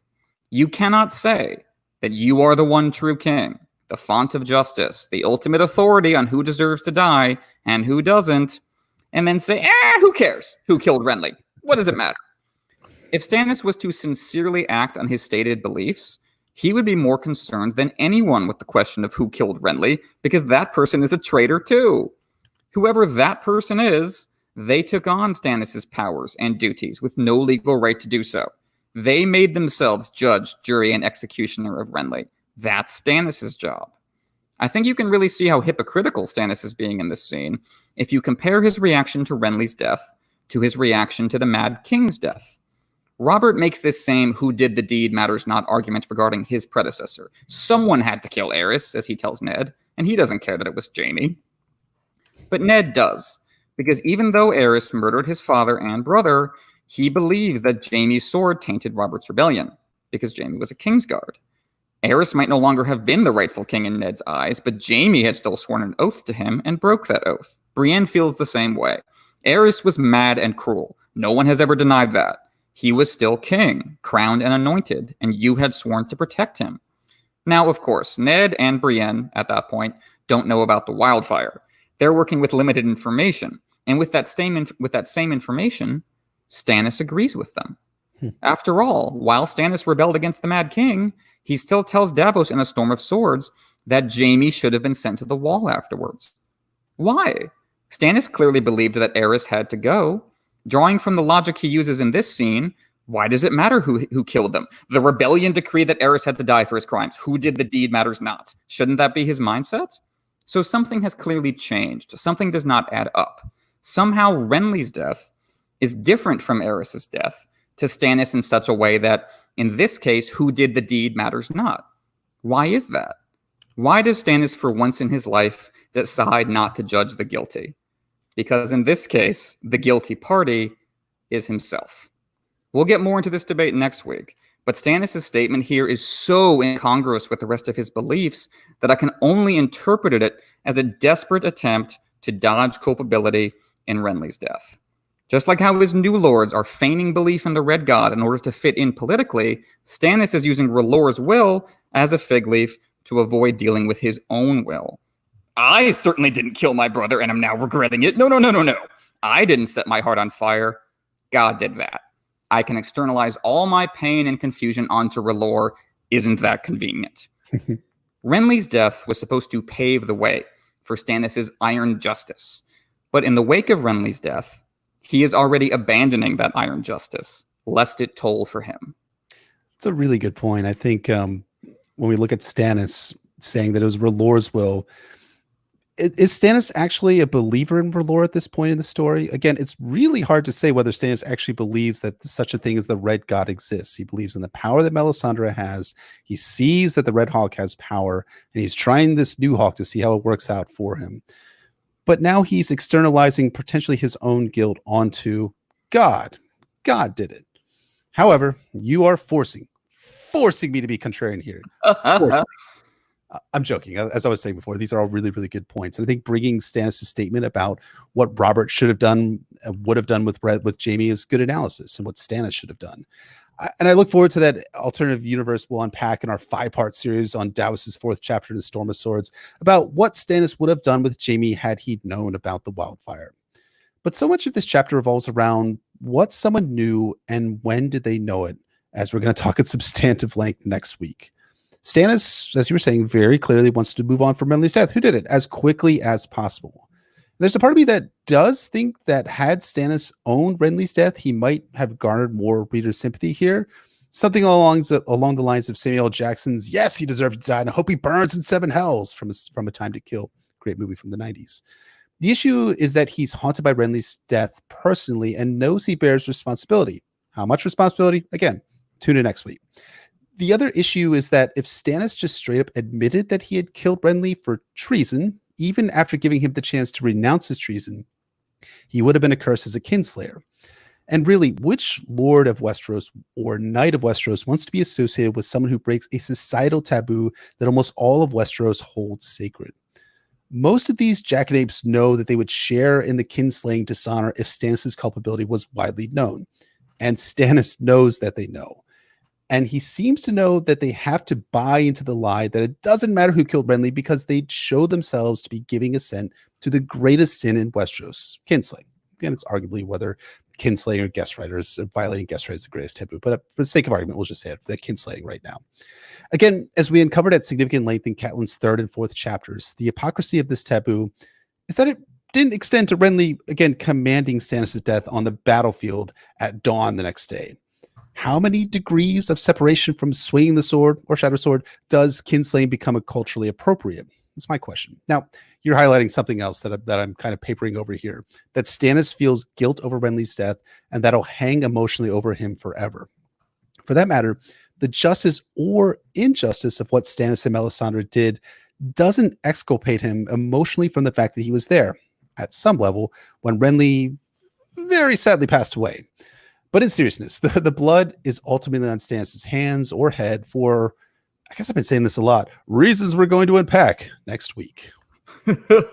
Well, yeah, obviously so much of this scene flows into the next one. And you make a point that our friend Frank that we had on for the first Davos chapter has talked about, that, really, Renly was preparing to kill Stannis too. So doesn't this count as self-defense? And I think that is true. I think there's a couple of factors there. One is that Renly was preparing to kill Stannis in battle. And that distinction might not matter to us, but it very definitely matters to people in universe. Right. And the other distinction is that Stannis, as you say, just isn't admitting it. And there's a kind of a contradiction there. If it really wasn't a big deal, if he didn't commit the taboo, well, why isn't he talking about it? Why is everyone experiencing such shame and hiddenness about it? Because I think in universe at least, it does fit the sense of the taboo. And I think, like you say, everyone has an incentive to try to move on from that. Mm-hmm. Like Cortnay, like Davos, Stannis eschews the self-indulgent trappings of wealth that define his new followers. I do think this makes him more likable than them, but there is still that one trapping of power he keeps. A crown. Just like how Dany holds on to her new crown in Qarth when she gives up all other signifiers of wealth and power. The Stannis-Dany parallels will just keep on piling up as we go. Stannis' crown is made of red gold, with points shaped like flames. A fiery ladder from which he will fall, as he himself prophesies in A Storm of Swords. And Cortnay starts dragging him down here and now. Cortnay throws his glove in Stannis' face and demands single combat. Put your money where your mouth is. Risk your sacred kingly body as you destroyed Renly's. Stannis' turncloak lords are eager to duel Cortnay because they really, really don't like being called out on what selfish hypocrites they are. So they want to kill him. What heroes. Stannis refuses on logistical grounds. Do you take me for an utter fool, sir? Why risk losing the castle on a single combat when if he attacks, his victory is certain? Why should he accept this offer? Well, for the same reason Cortnay should surrender, to save lives, to spare the lives of the other men inside those walls who really had no say in any of this. Both men have a responsibility to avoid an unnecessary battle, but Stannis is pretending like only Cortnay has that responsibility. He says that he will kill every man of them if they force him to take the castle by storm. But no one is forcing him to do anything. Just as Stannis dodges responsibility for Renly's death by hiding behind the will of the Lord of Light, he dodges responsibility for all those potential deaths by blaming Cortnay. Even if you are inclined to argue that Stannis needs to take Storm's End lest his reputation suffer, as we will discuss more in later episodes, there is no cause that requires him to hang all those soldiers after defeating them in battle, after they presumably surrendered to him. That's an atrocity. Cortnay leaves it all in the hands of the gods, plural. One more dig at the intolerant zealotry of Melisandre's faith. And he leaves the scene and the story and his life behind with one more great line. Bring on your storm, my lord, and recall, if you do, the name of this castle. Sick burn. With one fell swoop, Cortnay has severed Stannis from his own backstory and his own family. He is an outsider, permanently, who has forgotten the name of his own home and must be reminded of it. He is the storm, no longer the storm's end. He has turned on a version of himself holding the castle under siege. He has become the vengeful wind of the gods sweeping off the bay, as in Duran Godsgrief's time. He has set his heart on fire, alienating himself from his own family home, the cradle of his birth, even as he seeks to lay claim to it. Stannis' victories turn to ash in his mouth, and when he gets inside that castle, he will set the godswood on fire too. Cortnay Penrose is wrong that Stannis' storm will end here. Cortnay will be swept aside just as Renly was. But just as Renly's peach returns to haunt Stannis' dreams, so too does Cortnay's final line linger as a condemnation of everything Stannis will lose on the way to his crown. So, remember Davos? Our POV character for the chapter? We have barely talked about him at all. He is not as prominent in this part of the chapter as he will be in later ones. Yes, but he's here, and he's an excellent point of view. And I think we're going to get much more. He will get much more fleshed out in the subsequent parts of this chapter, our analyses of them. So, as you guys might know, recently I've been reviewing a lot of old George R. R. Martin interviews, and right around the time that A Dance with Dragons was released, he said that he chooses point of views that won't simply be a camera for a scene, but will have their own viewpoint, and add something to the chapters that they point of view, and add something to the story overall. Davos kind of, though, spends the first third to 20% to a third of this chapter almost as a camera for the action. But I want to argue that there's an in-universe reason he's here beyond cameraing this exchange. As Davos relates later in this chapter, he visited Cortnay Penrose's father and was received more kindly than most of the other lords he encountered. So that's part of why Stannis brought Davos along. Hey, bring along someone that Cortnay might like. His dad liked him anyhow. And hey, when Cortnay sees Davos, he says, "Well met, Sir Davos Seaworth." So seemingly, Cortnay does not have the ill feelings towards Davos that he has for these other lords that are surrounding Stannis. But I think the bigger reason why Davos is here in this particular exchange is that he's yet another example of Stannis's mercy, in that Stannis elevated him to knighthood in exchange for saving him and his garrison at Storm's End by bringing in the fish and salt that he brought with him. And of course, took off half his fingers for the smuggling. Always that duality with Stannis of House Baratheon. Absolutely. As people are pointing out in the chat, I need some water, so I'm going to go grab that and just be back. Sir. Just a sec. That's just you. It's just you and me, all 102 of you and me, all by ourselves here, eye to eye. Hi. Thank you guys. Thank you guys for all tuning in. So it's a lot of fun, this chapter, and we appreciate your guys' patience in waiting around for this chapter and waiting for us to resume our normal chapter by chapter focus. So yeah, we really appreciate it. I'm not going to flex, Matt. I'm not going to flex, Frank, although I do see you, of course. Oh, wait, he's back. Guys, be quiet. All right. Oh, what were we doing? What were we up to? Gonna have to watch this later. Anywho, as we've said before, Davos doesn't really become a fully fledged psychology on the page in his own right until A Storm of Swords. In this scene, he is serving a similar role to Cortnay Penrose, bringing Stannis' internal conflicts to the surface by standing in for them. Davos' absence since Dragonstone, the fact that we're over halfway through A Clash of Kings before he gets even a second chapter, in part reflects this sketchy so far characterization. George just doesn't have a lot in mind for Davos yet. But it also reflects how, in both books and show, Stannis feels the need to send Davos away when he is considering something he knows Davos would not approve of. Davos' status as Stannis' conscience is not just a literary conceit for the reader to enjoy, it is something that Stannis, in universe, is clearly aware of. And so he relies on Davos when he's trying to do the right thing, and he ignores Davos when he is tempted into doing the wrong thing. So while Davos was out being the best in Stannis, spreading the truth, bringing the word of Stannis' claim to his fellow smallfolk, Stannis was here, committing himself to fraternal conflict, intolerant religion, and a swarm of turncloak lords who rejected him when he needed them. Under the surface of Davos' mindset in this chapter is an awareness that he came too late to prevent Stannis from selling his soul. All he can do is pick up the pieces. He will try and do so in our next episode. In this chunk of the chapter, he mostly just feels out of place, wondering why it is that the king wanted him here at all. As we said in our episodes on Davos I with our good buddy Frank Bum, Davos perpetually feels out of context, knowing that he doesn't belong with all these rich, well-spoken lords. Davos' alienation, however, should not be mistaken for apathy. He has been trying to get an audience with Stannis ever since he turned up at Storm's End, but has been denied. Why?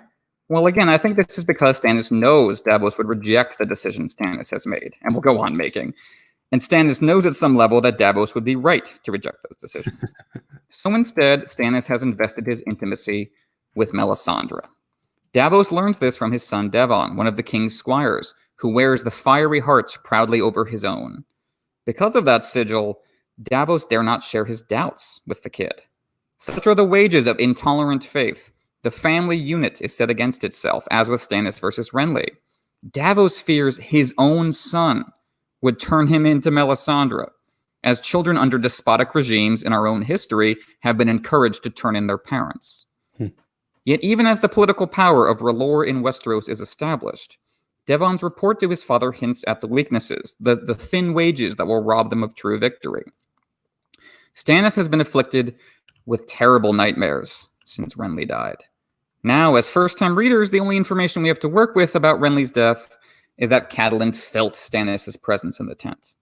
We don't know anything about the mechanisms of the Shadow Assassins. We don't know that there could be another one. We don't know about Melisandre's involvement, and we don't know how aware of it Stannis actually was or is. But these nightmares are a clue to Stannis' guilt. Despite gaining his army at last, he cannot be at peace. Maester's potions, the tools of Maester Crescent, the man who raised him, the secular world, they cannot help him. Stannis has committed himself to sorcery, so the secular world is no relief. Only Melisandre can soothe him, though the manner by which she does so is left ambiguous here. For the first-time reader, this is the first time the question of whether Stannis is sleeping with Melisandre has been broached. It's been shown directly on the show by this point. And this is another setup, another important setup for the reveal that the Shadows not only are Stannis at some level, but at another level, they are also his children. This skin-crawling intimation of mystery and torment, as well as the possibility that Stannis is committing adultery, is designed to reduce reader sympathy for Stannis. Davos, our POV, is trying to hold on to his loyalty to Stannis in face of these warning signs. It's hard for him to do so, in large part because of his king's new followers. When Cortnay calls them all out as ambitious turncloaks with no loyalty to anything save themselves, Davos internally agrees. But he agrees from the perspective of a Stannis loyalist rather than a jilted Renly loyalist. Cortnay rejects these men because they used to be pro-Renly. Davos rejects them because they used to be anti-Stannis. And that is a fine distinction, perhaps, but I think it's an important one. Like, Davos can't help but imagine these men in Renly's tent making plans to bring Stannis down. It's not just that they refused Stannis' call, it's that they were prepared to destroy him. That's not really why Cortnay hates them. He hates them because they used to love Renly and now don't.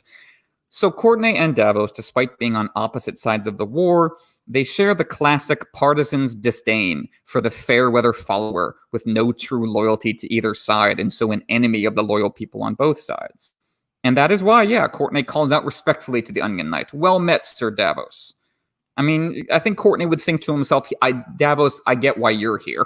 Mm-hmm. You have good reason to serve Stannis. You have good reason to be loyal to him, like the rest of these assholes. And as we'll get into next week, this is also why Davos respects Cortnay more than the rest of Renly's lords who have joined Stannis. The doubt Davos is experiencing is a shadow of the doubt Stannis is experiencing. And so Stannis will call Davos forth to act as his conscience next time on the Nauticast. I cannot wait for the next time. But yeah, it speaks to the overall tragedy, I think, of Stannis's story in A Song of Ice and Fire, that despite his best intentions, that despite seemingly wanting to preserve innocent life here at some level, it always blows up in his face because he can't master the simple politicking of politics. He can't bring people that would actually do the job of impressing Sir Cortnay Penrose to his service, besides Sir Davos. And you can see why Stannis brought these guys with him. You can see why he has them speak and in order to vouch for him. But you can see why it also just completely blows up in his face. These guys are all villain coding Stannis because they themselves are actual villains in the story, whereas Stannis is probably somewhere in the middle. Perfectly said. Exactly. That, you have Stannis in the middle of a figure of ambiguity and duality, and then you kind of explode outward from him, and you have more clearly villain-coded guys like these other lords, and more hero-coded folks like Davos, and that's the structure of it, and it's great.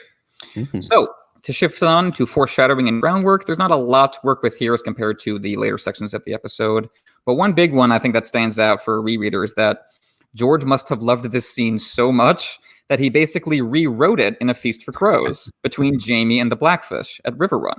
It's really like the same scene. You have a siege in the wake of a murdered king, Renly in this case, Robb in A Feast for Crows. You have the noose around a hostage's neck, which is proposed here, as we'll get into next week, and is carried out at Riverrun with Edmure. You have intense hostility from the besieged commander, Cortnay Penrose here, the Blackfish at Riverrun. And then you have the heroism of that commander is checked by the uselessness of their defiance. Because in both Cortnay's case and the Blackfish's case, you're thinking, I understand why you're so pissed off. Your dialogue is awesome. You're speaking truth to power, but aren't you ultimately just getting your men killed? So I think, you could say that's just George being repetitive, but I think he's understanding just how powerful a moment this is. And I think he just wanted to filter that through a different set of characters in The Feast for Crows. And it's a great way of filtering it through there. I think there's that great essay that Stefan Sasse wrote I think 7 or 8 years ago at this point, about whether Brynden Tully's conduct at the Siege of Riverrun, whether it was actually worth anything to actually defy the Lannisters in the phrase, because the cause of the Starks was dead at that point in the story. And Brynden Tully wouldn't know any better that there was a potential Stark uprising in the works up in the north and other things like that. I think it's fascinating because I don't think it's necessarily a repeat beat, because there are some interesting small differences there in that Cortnay is not, let me rephrase. The Blackfish is well aware that the Lannisters in the phrase committed the Red Wedding, and he speaks specifically about how Tywin Lannister had a part to play in the death of his niece and Catelyn. Cortnay only hints here that he knows that Stannis had a part to play in Renly's death. He doesn't actually come out and say it the same way that Brynden Tully does. So I think the one subtle and interesting difference between these two is that Brynden Tully might not have any reason to surrender, because he has actually no reason to believe that him and his men would be spared the way that Jaime promises at the parlay. Whereas Cortnay might have a little bit more of a reason. Hey, you got all these asshole lords behind Stannis who are there, and they have all been spared by Stannis. So, right, that's the kind of crucial difference I want to say. But it's an interesting way that George kind of does the same sort of scene, but does it in subtle different ways too. I think he ramps up the hostility, because Jaime also has former asshole lords behind him, right? He has the Freys. Yep. But the difference is the Freys actively turned on Robb, whereas Renly's lords just were there when he died and couldn't do anything about it. Right. So yeah, I think it's a ramping up of tension, and also there's a more intimacy involved because Jaime and the Blackfish have a particular relationship, where Stannis and Cortnay Penrose don't seem to, and of course our POV is different. So yeah, I agree. There's enough differences that it makes them separate scenes, but I think George is definitely kind of trying to recapture that glory, and I think he does a great job. Jaime and the Blackfish is a wonderful scene. You did that on Game of Owns, right? That was one of your chapters that you went onto them. I did, right? yeah. It was a lot of fun to do that. Back in the day. Back in the day, yeah, a few years ago. Yeah, a lot of fun. Yep. Great podcast. Feel free to check them out because they're a lot of fun. Absolutely. Yes, I love Game of Owns so much. So, shifting from that into our discussion portion of the episode, Cortnay Penrose. What do we think of him? Again, he's one of the big one-off characters in the Song of Ice and Fire. Everyone likes talking about him. He's very hero-coded in this scene, as you say. He gets a lot of dialogue lines that you just want to pump your fist at. But there's some shades of gray going on here. So what do you think? Is Cortnay Penrose a hero or a villain? So it's interesting. When I came into this episode, I would have said very firmly that he is a villain, and I would take that perspective given the fact that we learn from later chapters that Cortnay is sending, and he mentions this very briefly in this chapter, but he mentions that Stannis mentions that he has sent letters all over the realm attempting to get aid for himself.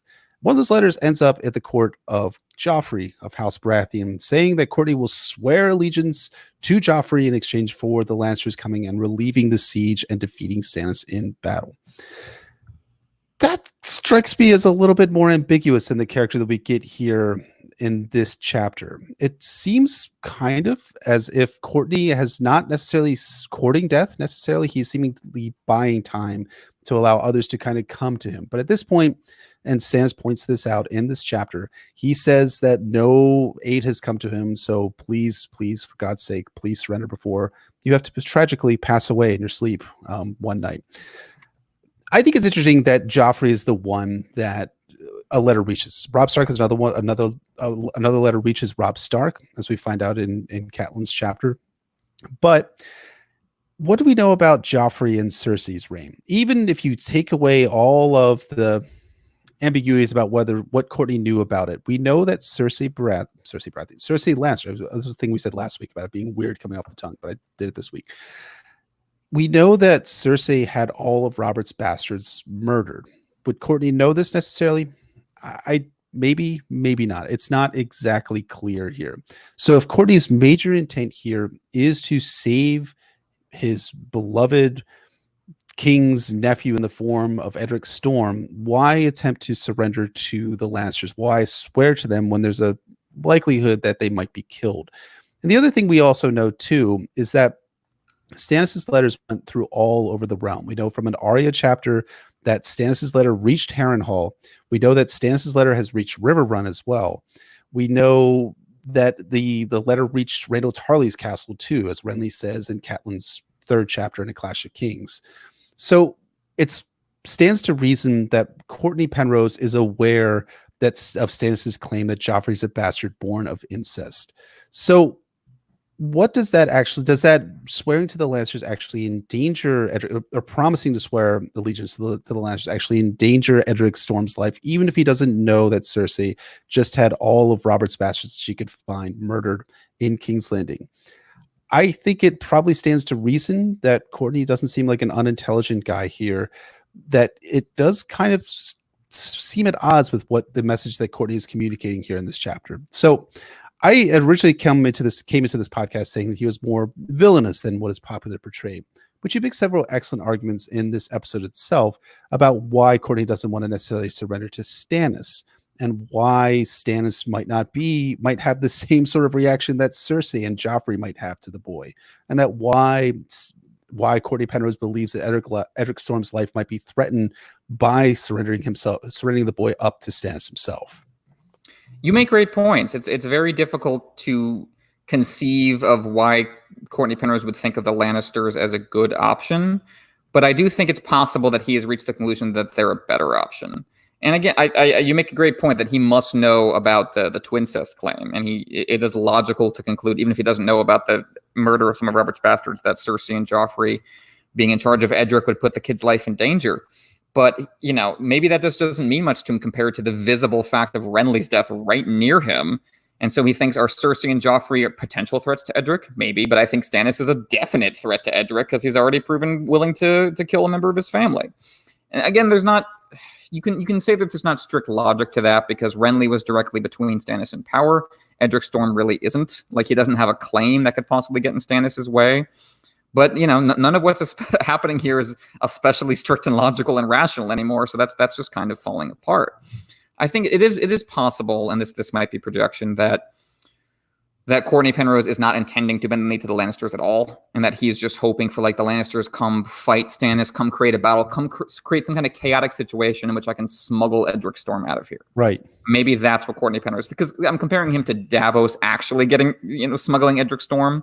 away from Dragonstone, and Cortnay just doesn't have that option right now because he's under siege. Maybe he's hoping to try to create that situation somehow. Really, I don't know. Really, I don't know how logical any of Cortnay Penrose's words or actions are, and I don't mean illogical in like a 180 degrees backwards way. I mean, like, I don't think he's necessarily thinking step by step.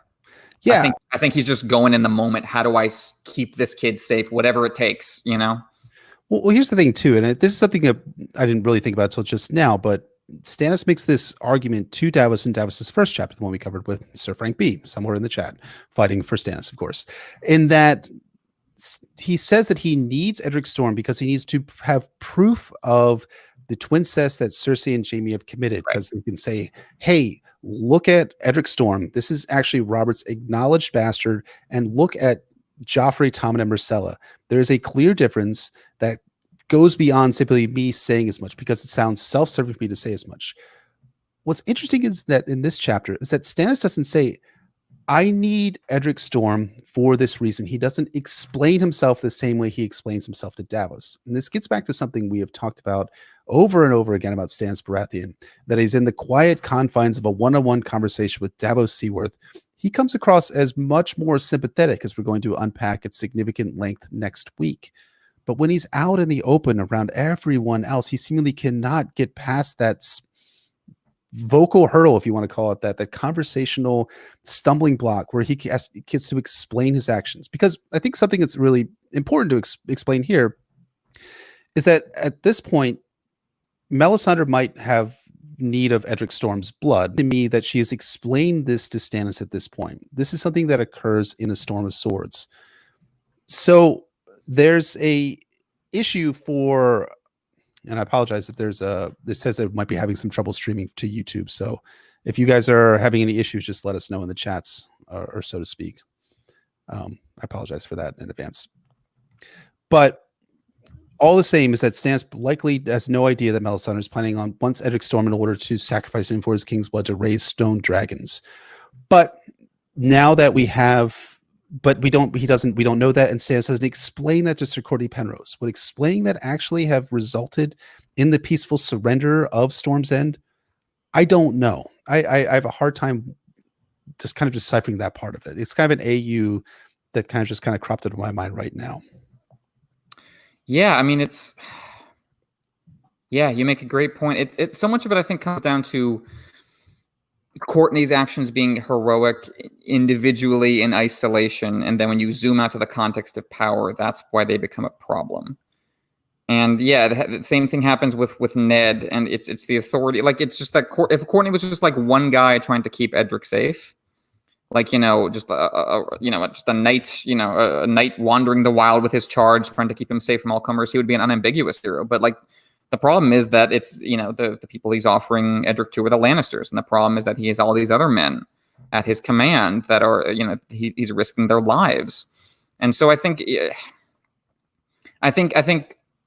Cortnay is a heroic man who is being put in a situation in which there is no way to be heroic. And I think he's desperately trying to find a way to still be heroic. And again, that's kind of a strange parallel to Stannis in his own way.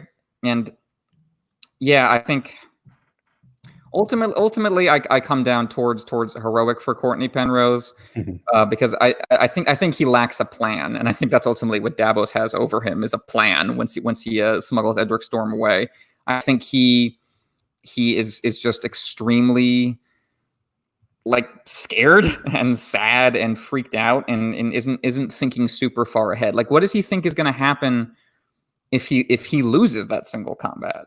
Right. Does he care? I mean, Davos talks a little bit more about this. We'll get into next week, but I think he, like Ned says, right, that the only time you can be brave is when you're afraid, and I think that's what's happening with Cortnay, and I think his desperation is revealing the best part of him, and that he wants to keep Edric safe, but I think desperation also clouds your mind, and I think that might be what we're seeing here. I think that is an excellent point and an excellent way to kind of close out this episode. So, wow, that's only part one of our 3-part series on A Clash of Kings Davos 2. So Thank you so much for those of you who have been watching us, and thank you so much for those of you who've been listening to us. We really appreciate your eyes and ears every single week, and we will be proceeding forward in every week going for our chapter by chapter analyses. As always, if you have the chance, please rate and review us on Apple Podcasts, Google Play, SoundCloud, Podbean, anywhere and everywhere where you find our podcasts. You can check out our Patreon at patreon.com/NotaCastASOIAF. You can follow us on Twitter at NotaCastASOIAF or shoot us an email at NotaCastASOIAF. And you can find me over on Twitter at Poor Quentin. What about your website? Oh, and poorquentin.com. I haven't added much in a while there, so you don't have to check that out. I'll bring that back into it when I add something to that website. But you should just be rereading that Euron essay over and over and over again. You're very sweet, Jeff. You're very sweet. And you can find me at Brendan B. Fish on Twitter, Brendan B. Fish on Reddit. My website is warsandpoliticsviceandfire.wordpress.com. We want to shout out and thank our high lords and ladies on Patreon: Lord of the Squishers and Warden of the Deep, Lady of 1,000 Words, Septon Eastwood of Introvert Isle, Septon Maribald, the Shoeless Sage, Sister Winter, Lady of the Wolfswood, Nessie the Elusive, Warden of the Neck, Defender of the North, and Keeper of Secrets, Sandy the Dragon, Blood of Queen Daenerys and Lady of Jameson, Lady Brit, Bastard Mistress of Harrenhal, Sir Thomas the Raven Knight, Lord of Blackwood, Lady Dillsdale, the Star Spear of Crescent Hill, Sir Way, of course, Matt, Warden of the Sanguine Shore, Lord Mark Connington, heir to Griffin's Roost, Lord Sam Kay, Sir Michael Mertens, Wisdom Benjacut, Alchemist of Sets and Quanta, Mage of the Arts of Boole and de Morgan, Tibbs the Great of House Catnapping, Lord J. Manderley, Baker of the Frey Pies, Septon Merriful Headahair, Lady Silverwing, Joe Snow, King of the Metro North and Protector of the Tri-State, and Kaboth the Unfrozen, Lord of the Bricks and Castle Crimson Light. Thank you so much to all our high lords and ladies. Absolutely. Thank you all very, very much for your support. It means so much to us. So join us next week for part 2 of A Clash of Kings Davos II, in which Stannis and Davos engage in a philosophical debate about where power comes from and what to do with it.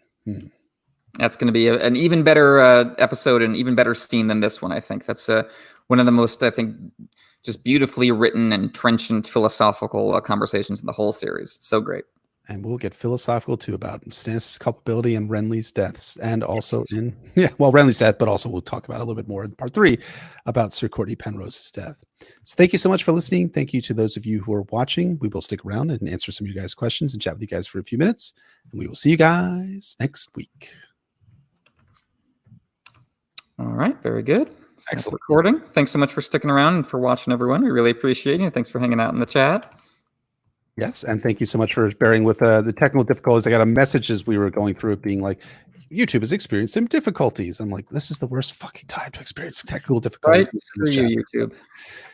But it's all good stuff. And we appreciate you guys sticking around too. So, yeah, it's great. Great episode. Oh, man. Yeah, we hit a hoot. It was a blast. So glad to get back into it with you, sir. It really is good to get back into these chapters for sure. It's so much fun. How is everybody else doing besides us? Everybody doing good out there in the world? I know some restrictions are being lifted in some spots and other places they're not. So hope everybody's staying safe and happy and healthy and so forth. I'm staying inside till they drag me out, folks. Well, that wouldn't be because of the quarantine. That would just because of normal. That's just usually me. To the sun, my personality, yeah. But also, yeah, this country kind of gave up on taking care of that stuff. So. Gonna stay inside, keep Chloe safe. Mm-hmm. Joe Magician says, good timing. My video about Storm's End and the Winds of Winter just finished exporting. So if you guys have not checked out Joe Magician's channel on YouTube, I strongly recommend you check it out. He does multiple, I believe, live streams now going through Crusader Kings 2, a campaign as he's playing as the Danes, and also doing different live streams with different folks and different topics. And then he has a brand new video, which I got to take an early peek at, about the what happens to Storm's End and the Winds of Winter. So please check that out as soon as it actually gets published. And it's great. It's good stuff. I think you guys are all going to enjoy it. Hell yeah, Matt's the best as far as the YouTube centric part of the fandom. Matt's the absolute best. So can't wait. Mm-hmm. Absolutely. All right. SKNC asks, as writers yourselves, what is your opinion on the use of adverbs? Indubitably, old chum. No, I mean I think adverbs get a raw deal. I understand that using too many adverbs in a row is like the ultimate sign of the bad writer, but when used correctly, I think they make your writing sparkle. So you just got to be able to hold back. Yeah, it's like salt, right? When it comes to a dish, you use them at an appropriate amount, and your meal tastes good. If you use too much, it's going to taste like salt. So your Mhm. writing can taste like adverbs, which just makes it more full of superlatives, which is typically, in my opinion, not for the best. Like your writing should speak for itself, and adverbs is a good way of flavoring your writing, but it shouldn't be the meal itself. Whew. One of these days is all right. Stefano E asks, what do you guys think about the theory that Jaime and Cersei are actually the Targaryens and not Tyrion? The chronology doesn't hold up much, but I like the idea. I mean, same. Like there is a poetry to Jaime killing who would be actually his biological father, Aerys, and then sitting on his throne. Like, ooh, like that's I like that. And of course, there's the echo with the twincest. Being a a Targaryen practice that the Jaime and Cersei have adopted. But as Stefano says, that the chronology doesn't really work, and I think I like the irony more that it's Tywin's kids who end up recreating the Targaryen habit that the family he broke from. I think that works fine. Right. And so the chronology he's talking about is a reference in the World of Ice and Fire about how it could potentially line up for Tyrion to be descending from Aerys because Joanna visits the court at the Red Keep, and then 9 months later Tyrion is born. So there's always the discussion whether Aerys and Joanna had a relationship then, or had an encounter, a sexual encounter. An encounter is sexual in so to speak, and that resulted in Tyrion's birth. But we don't get the same sense that Aerys and Joanna had some sort of encounter, and 9 months later Jaime and Cersei were born. So I do agree that there are some interesting aspects of this, especially the Jaime killing his own father and then sitting his father's throne, so to speak. I think it's an interesting statement. I think that there's also elements of Norse mythology, which I am not an expert on, but I don't feel like that's I don't feel like George is super inspired by Norse mythology as much as people kind of make it out to be, but that's a different topic for a different time. Bits and pieces, but yeah, I don't get the sense that it's a driving force. Yeah. So I think it's more likely than not that Jaime and Cersei are not Targaryen bastards from Aerys and Joanna's union. Excuse me, now I'm the one who needs water, but I didn't bring mine down. Oh no. Go get it. Oh, I'm fine. Omar Little asks, do you think Stannis ever jousted at a tourney? Oh, that's a good question. I can't. I'm having difficulty picturing it, aren't you? Yeah. I can No, I don't think so. He wasn't at Harrenhal, right? No, I believe he was not. He must have been at Storm's End. Still at Storm's End. We don't get a sense that he was there for like Joffrey's name day tourney, and also that he was obviously not there at the tourney of the hand. Yeah, I don't think it's like public noise, people, their messy hands touching you. No. I think it would be hard to even get Stannis to attend a tourney, let alone compete in one. Yeah, I think that it's one more thing that Robert and Renly had in common, but he didn't, would be my guess. Yeah, I think that's more likely true than not. I don't see any way that Stannis would get himself involved in a tourney. I think there's too many, so many of his priors go against that. I think it could have been another way that Robert and Stannis never really got along too, because not only do Stannis and Robert not have the same personality, they don't have the same interests in their amusement, so to speak. Stannis doesn't really drink. Stannis doesn't participate in tourneys. Stannis doesn't participate in sex work. These are all things that Robert definitely participates in. So it could be another smaller factor about why the two Baratheon brothers did not get along. Yeah, that's a great point. Or it's like, it's a chicken or the egg thing. It's like, did they not get along because they didn't hang out in tourneys, or did they not hang out in tourneys because they didn't get along? You know what I mean? They probably fed off each other. I agree. Sir Frank B., who we've referenced several times in this podcast episode, in our episode on Davos I. If you've not listened to that episode, go back and listen to it. Frank, I was just listening to them both earlier today. Yep, that was a hoot. It was a blast having Frank on. Anyways, yes. What is your biggest writing pet peeve, and what is your biggest writing crutch? Ooh.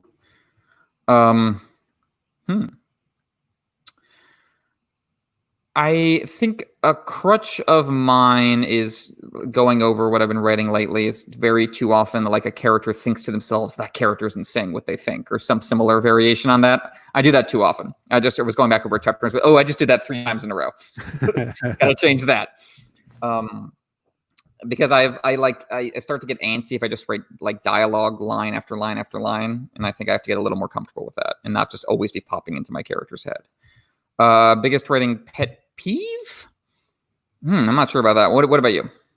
So my biggest writing pet peeve for myself is that when I'm editing or rewriting something is that I'll go into a sentence, and because of, I think, and I've never been diagnosed, but I think I have like some sort of form of ADHD, and then I'll start to rewrite a sentence. I'll be like, ooh, this sounds so much better. And then I'll look like 3 sentences down. I'll be like, wait, this sentence has to connect with this sentence, like thematically. There has to be some sort of like connective tissue here. And I'll go to that sentence 3 sentences down and forget about that sentence 3 sentences before. And then when I go back like a month later and I'm like actually doing that line by line, like copy editing stuff, I'll be like, oh, I never actually finished the sentence. It ends with like he was going to, and it was going to be, and then it's like where I was going to write another word and then period. And then I have to like go into rewriting it. Writing crutch for me is profanity, I think. I tend to like write a ton of profanity in like the dialogue and interior thoughts of the characters. And I think it's supposed to convey something in the story itself. But sometimes, and people have said this who've done kind of better reading of my story, when I really appreciate all of you guys who've done that service for me. I really, really appreciate that. They say, yeah, just kind of like after a while, like it just kind of comes desensitizing. And I want to be like, but that's kind of the point. But at the same time, I do understand why sometimes it does, you can get lost in, the amount of the uses of the word fuck in like a sentence. Like if you use 4 fucks in one sentence, it becomes something of a writing crutch. That's interesting. I have like, in my book that I'm working on, I've tried to restrain like a profanity to like one particular character. One particular POV curses a lot, and none of the other ones do. I'm trying to avoid that exact situations. It's always interesting to try to keep that balance. Yeah. Well, this is a side note, but have you noticed, like when you read A Song of Ice and Fire, how as George goes on, profanity, there's a lot more profanity in like in A Dance of Dragons versus A Game of Thrones? Like if you look at like the use of the word, I had not noticed that, but yeah, is that George's anger like coming out, or is that George like saying something thematically in the anger in his own writing? Of course, not. I never thought of that, but yeah, maybe he's just gotten more bitter. I could see that. Yeah, could be. Big Mac asks, do you think A Song of Ice and Fire will end with an epilogue? If yes, how far into the future? I think yes. I think it'll be from Bran's perspective. I think Bran having the final chapter in A Song of Ice and Fire and him being so young would mean that George can play with Bran 50 years down the road when he's in his 60s or so to speak, or late 50s, whatever it is. When he's 1/10 of the way through his life. Right, exactly. I think it's likely that it'll be an epilogue. I think it will be set in the future. How far in the future, I think, is up to George. I would like to see in an epilogue kind of like the fate of characters that survive the main series. And we do see something of that in the end of season 8 of Game of Thrones, which, as much as people have various opinions about Game of Thrones season 8, I did like the epilogue feel of the end of Game of Thrones season 8. Yeah, I think you mentioned Bran specifically. I wonder if we might just get a Bran chapter at the end, just because he looks so far. He could envision himself into the future and see what's going to happen with people. But yeah, I could also see an epilogue, maybe from some other character involving Jon stuff beyond the wall or something like that. I could see that being a nice bittersweet note. Some zoom down just to that kid at the end of Last Jedi with the broom. I could see an equivalent move to that. Yeah, that would be fun to have kind of all that going on. Drunk ASOF history. Who is that? Who knows? Asks, at Poor Quinn, will you consider rewriting your entire book in the first person to have more natural thoughts for your character? I think she was Chloe. There was referring to someone else asking that same question just a little earlier. SKNC, and it's as it currently stands, I have 7 POVs in my book, and 1 is done entirely in first person. That's kind of like a gimmick separating that character from the rest. But that is a good writing exercise to deal with like kind of unnatural seeming inner monologue. So I think that's a solid exercise. I should probably try out. It'd be fun. It's always fun to kind of experiment that type of writing. Writing in a different, like, take it from, if you're writing in first person, try writing it in third person and see what it tends to look like. And if you're writing in third person or whatever person you're writing, an omniscient narrator or something like that, try writing in first person or third person, something like A Song of Ice and Fire is written. Matt, I'm trying to find the question, asks, what is Jon Snow's actual name? Here we go. Referring like the name given to Jon by Rhaegar and Lyanna. Right. Well, this was a discussion online today, as it tends to crop up every now and then. I think it probably is Aegon. I think I think this is one of those situations in which, because we've sat with the books for so long without getting a new one, and because there are so many nuances and layers, we sometimes dismiss clear answers as being too obvious. And I think this might be one of those cases where it's like, Jon is Aegon, but that's just too basic. Well, it's like, but Aegon is like the big name in the story. Yeah. So that does make sense. So I think that's probably true. I can see the appeal of him being named Aemon, but honestly, that appeal feels more fan fiction to me. Yeah. In the same way that Albus Severus Potter really should have been a fan fiction thing and not a thing that should have been canonical. So... And this is easy to be sanctimonious about, but I think his real name is Jon Snow, because that's the name he was raised with, and that's the name that people who love him call him. I think if he has a Targaryen name, I think it's probably Aegon. Yeah, I think it's most likely Aegon. You have Aemon, the name that you were just referencing, saying to Jon in A Dance with Dragons, the realm needs, as he's thinking about Egg from the Duck Egg novellas, telling Egg back in the day, the realm needs an Aegon, not an egg. Kill the boy, and let the man be born. So I think that's, and Aemon at that dialogue scene is speaking to Jon in A Dance with Dragons. So that's a real strong sign, isn't it? Yeah, and I think that's the signpost. George is like, look, like maybe this is not a big deal for some of you guys out here, but I think this is him trying to communicate something a little bit deeper about Jon's birth name, that the realm, or the North in this case, because I think that the show conclusively answered whether Jon will be the actual king of Westeros, which seemingly is not. He's not going to be the case, but at least he'll be the king of the North for at least a brief little while there, for a little while. So we'll see how it goes. Probably badly. Okay. Hat Hands, interesting name, says, considering the Long Night is foreshadowed as lasting generations, do you think George R. R. Martin might do a time skip to show how much Westeros has suffered after some massive defeat? That's an interesting question. I think George is probably burned on time skips at this point. After don't say. Fell apart. Yeah, don't say. I think, the previous Long Night lasted generations, or may have. It could be exaggerated a bit in the stories. I don't think this one's going to last, 30 years. I doubt it lasts 1 year. I think it's going to be I think we're more talking weeks and months here, I think, in terms of how long the Other's invasion lasts. What do you think? I think about the same. I do think there is a possibility for there to be a time skip in the novels, but I don't think it's going to be related to when the Others come. Okay. If you guys, there's a video that Elio and Linda did right around the time Game of Thrones season 8 ended, in which they proposed this as something that George might do. Maybe in the future of the stories, maybe after Dany gets to Volantis or Dany returns back to her people, we have a time skip for 6 months to a year or something like that. And then we wind up with Dany back on Dragonstone, which I think would be a kind of short shifting the story, because I do really want to find out what happens at Volantis, which seems to be really, really strongly set up as something that's going to be very pivotal for Dany and Tyrion's arcs come the Winds of Winter. It's likely going to be the point where they intersect. So we'll see what George ends up doing. I really hope he doesn't do a time skip. I really think the 5-year gap was a bad idea.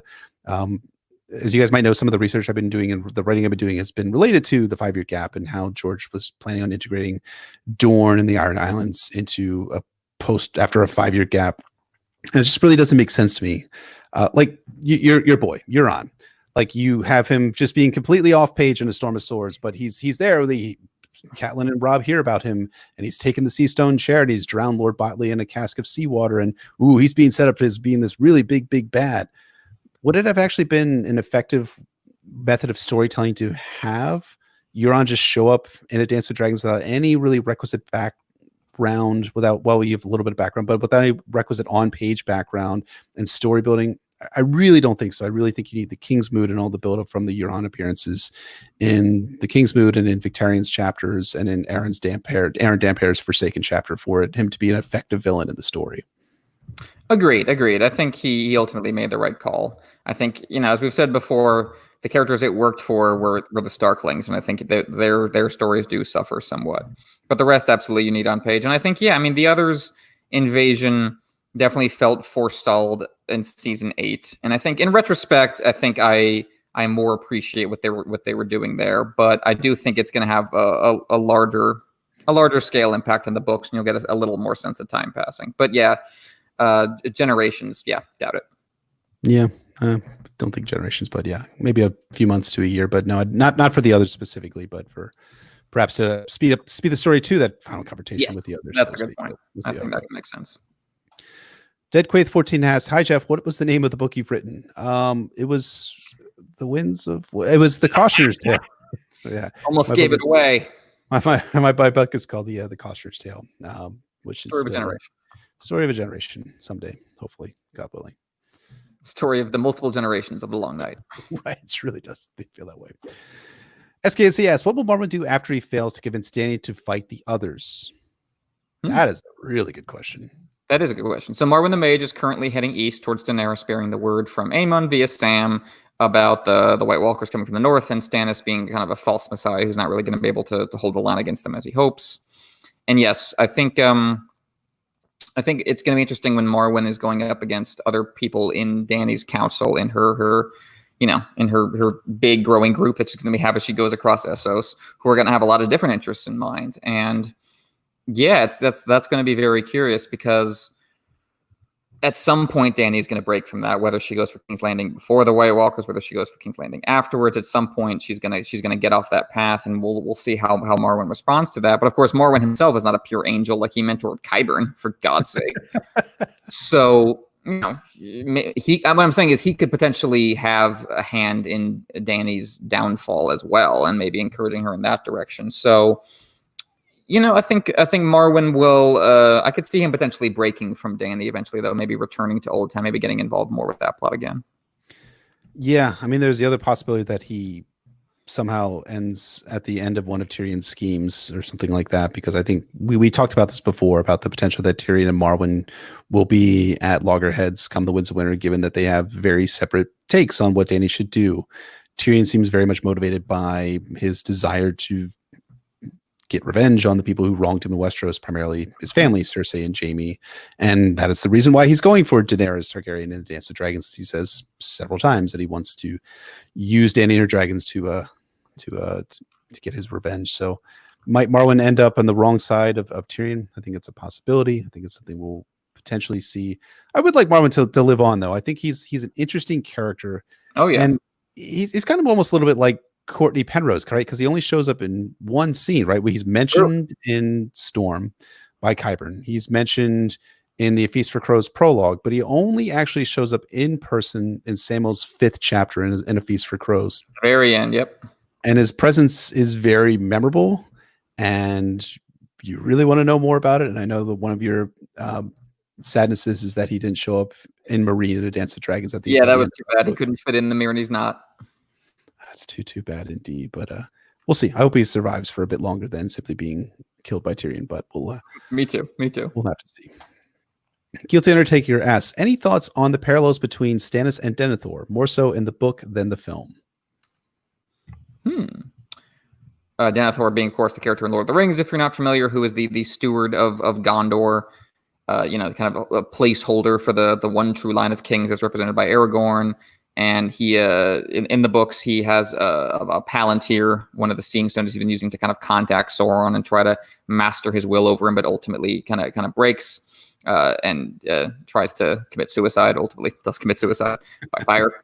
I think it has a very interesting comparison many people have made before. Matt, aka Joe Magician, has talked about that parallel. I know Grant, our friend, has talked about it before too, and I think it might stand out more in the show just because the actor who played Denethor kind of had big scenery chewing moments that might remind us of Stannis's big downfalls. But yeah, that specific kind of character who is strong but brittle and believed too much in their strength and believed they could descend into hell and do the right thing there, but got corrupted by it. And the way that Denethor was trying to stare down Sauron and kind of just turned into a version of him, and then tried to burn his kid. Yeah, I think George could definitely be drawing from Denethor. I would not be surprised at all if that was direct. I think there's a clear parallel between Denethor and Stannis. The one difference, of course, being that Denethor, in order to break character for a second, is not the rightful king of Gondor. He is the mere steward. whereas Stannis is the rightful king of Westeros, legally speaking, so to speak.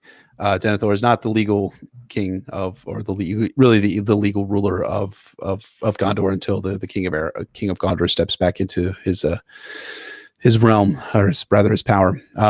I think that's the play. I think that's the twist that George integrates here. So he uses a lot of these same literary tropes that J.R.R. Tolkien was interested in talking about, especially with a character like Denethor. But he twists it so that Denethor in A Song of Ice and Fire, if Denethor and Stannis are the sort of the same, inhabit the same sort of character, he seems a little bit more. I don't know if rightful is the right word, since we did talk this whole episode about how Stannis does not seem all that rightful, but definitely seems a little bit more coded in terms of being less villainous and more in the middle, as opposed to Denethor being more of a clear villain. Although, of course, I believe in the books, and correct me if I'm wrong, Tolkien people out there, but Denethor is being directly tempted by Sauron in the books. Is that a feature of Return of the King? That's one of the big differences, I think, between movie Denethor and book Denethor, is that book Denethor he's not really been seduced by Sauron. I think it's more, I haven't read them in a while, but it's more like he's been trying to like stare down Sauron almost literally, and is just kind of broken by the process and thinks he's guaranteed to lose. So yeah, that's an interesting kind of torment to his character. And you can see a version of that with Stannis, like staring down the vision of himself. Like when he says, "I see a crown burning on my brows in the fire." That's a very kind of Denethor kind of line. Oh yeah. Agamemnon too is another Stannis in terms of like literary parallels. So yeah, tons of great parallels for Stannis. Yeah, George threw a lot of history and mythology into Stannis Baratheon, which makes him such a fascinating and really remarkable character in fiction. As you were saying in our prologue episodes, one of, if not one of the best character that George imagined for A Song of Ice and Fire. And I absolutely think it's a fantastic point. Yes, sir. Alan V. Hi, Alan. Good to see you here. I've been seeing you on one of these streams before, but it's great to see you, my friend. Asks, what do you think about the possibility of the future Game of Thrones spinoff, quote, confirming, for lack of a better term, who was telling the truth about many events of the Dance of the Dragons? So the idea being that in Fire and Blood, and what we saw in the World of Ice and Fire, was that we get the perspective of three characters that have various point of views about who is right and who is wrong, who is sleeping with who, the motivations of different people in rebelling or staying true to the crown of Aegon II, or why Rhaenyra attracted certain followers and why she repelled other followers as well. I think that's a really interesting idea, that we would get some sort of confirmation of certain things about how things transpired between like Mushroom's account. Is Mushroom's salacious account more right than the other two accounts?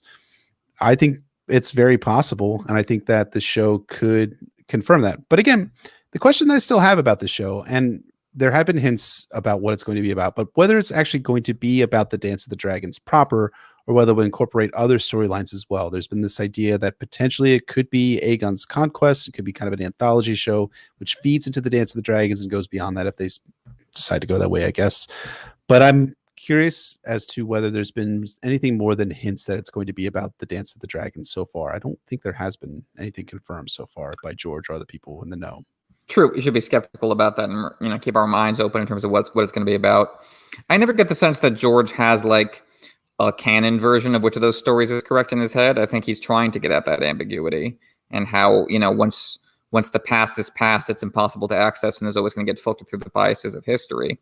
So I think whatever the show kind of settles us on, I think could be very interesting and could provide a lot of interesting discourse on our parts. But I would temper the idea that that's the true story and that's what George was going for all along, because I don't quite get that sense from how he's written about the dance and other historical events. It will be interesting to see how it comes across on the TV show. Like, are they going to provide the perspective that that a certain character is, I don't know, I'm blanking right now because it's late. The king, who's the Kingsguard knight that is originally for Rhaenyra before? He's Kristen Cole. Oh, Kristen Cole. Whether Kristen Cole actually slept with Rhaenyra, or whether Rhaenyra attempted to seduce him and he was repelled by that, and that could be something that could be confirmed in the show one way or the other. Although I think George would probably stick to this idea that the show is portraying one version of events from Fire and Blood, and that the version from his books remain ambiguous. Yeah, I think that's the most likely, and I think that's the best way to take it. Mm-hmm. Make Mike asks, Emmett, since you mentioned Harry Potter, do you subscribe to the idea that Gringotts goblins are coded as anti-Semitic Jewish stereotypes? This is not an idea. They absolutely are. Look, I don't know if J.K. Rowling intended it or not. I don't think she did. I think she just probably drew from lots of images and European folklore and stories and just passed it on unthinkingly. But yeah, they 100% are. I don't think there's any way you can look at there's the greedy goblins with their fingers and their money, and everyone resents them, and they have their own culture, and they're announced. Yeah, they're 100% anti-Semitic stereotypes. It is what it is. I don't think J.K. Rowling has animus for Jewish people that she has for trans people, but I think she just didn't particularly think about it. I think that's I know next to nothing about Harry Potter besides watching the first 15 minutes of the first movie before growing very bored and walking away as my wife finished it. But yeah, I mean, it kind of seems like sometimes that J.K. Rowling doesn't seem very thoughtful in some of her viewpoints, and sometimes doesn't seem very thoughtful in her usage of fantasy tropes, so to speak, and not realizing where they are actually coming from. But I believe that people actually have read Harry Potter, so I'm not like spitballing here as I do. Lewis, I think, has asked this question a couple of times about what we're planning to do with how long we're going to be doing these live streams and whether we'll be stopping them at some point. We actually haven't really talked about that. We talked about it. We originally were talking about like doing just this during like this quarantine period for the United States and a number of other countries around the world for COVID-19. But I kind of really like doing these live. I'm having a blast, honestly. As far as I'm concerned, we should keep doing it until it becomes inconvenient, for one of us to do so. And if it does, then it will be. It's not like I think as you say, we wanted to just provide something good during the ongoing quarantine, and that's still a process. So I think we should keep doing it as long as we're comfortable with it. But yeah, I'm really enjoying it, and it seems like you folks are too. So I'm gonna keep it up. Yeah, I'm enjoying it a lot. I mean, I think there will be points where we might not be able to do it, where we won't be able to record on a Monday for various reasons. So we might have to. Yes, doesn't want to do it. There's always possibilities. Yeah. So I mean, like some of the things we do, like for guests specifically, is that we give them the option. We tell them, "Hey, look, we are doing a lot of these. We're doing all of these episodes live. Would you be comfortable with doing that?" And so far, I think we've only had one guest during the corner stream, right? It was McCall who came on, or was there anyone else who came on? I know that Matt did a live stream with us back, and then we were doing John 1 and 2, but for the quarantine period, it was just McCall so far. So yeah, but we do have some guests that we have coming up soon. So stay tuned. Do you think Varys is using Robert's image on Edric like Garland did with Renly for the battles via Fagon? This is Patrick D, who is, of course, one of our High Lords. Hey, Pat. Good to see you. That's the best. Garland used the image of Renly, used his armor to convince people he was Renly at the Blackwater. And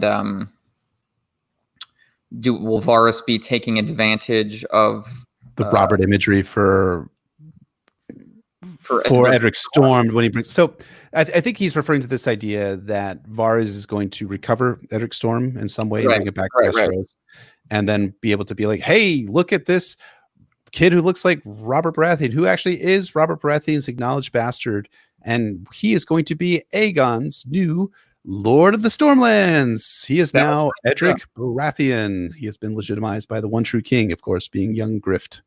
I think it's very likely that's what Varys is planning to do. He does, as we will talk about at some point in time, he seemingly has Tyrek Lannister stashed away. So it's very likely that he has these kind of a kingdom in a box. I think I've called it a kingdom in a box, so to speak. If we have that pop out and be like, look at this, look at us. Here's your brand new Lord of the Stormlands. Here's your brand new Lord of the Stormlands. Catwalk with the music playing. No, I think that's a solid comparison. I think that makes total sense. Micah asks, who are some of your favorite minor characters among Renly supporters? He's got to get in his minor character quota, as he always has to. Well, Cortnay Penrose, I think he's a terrific character.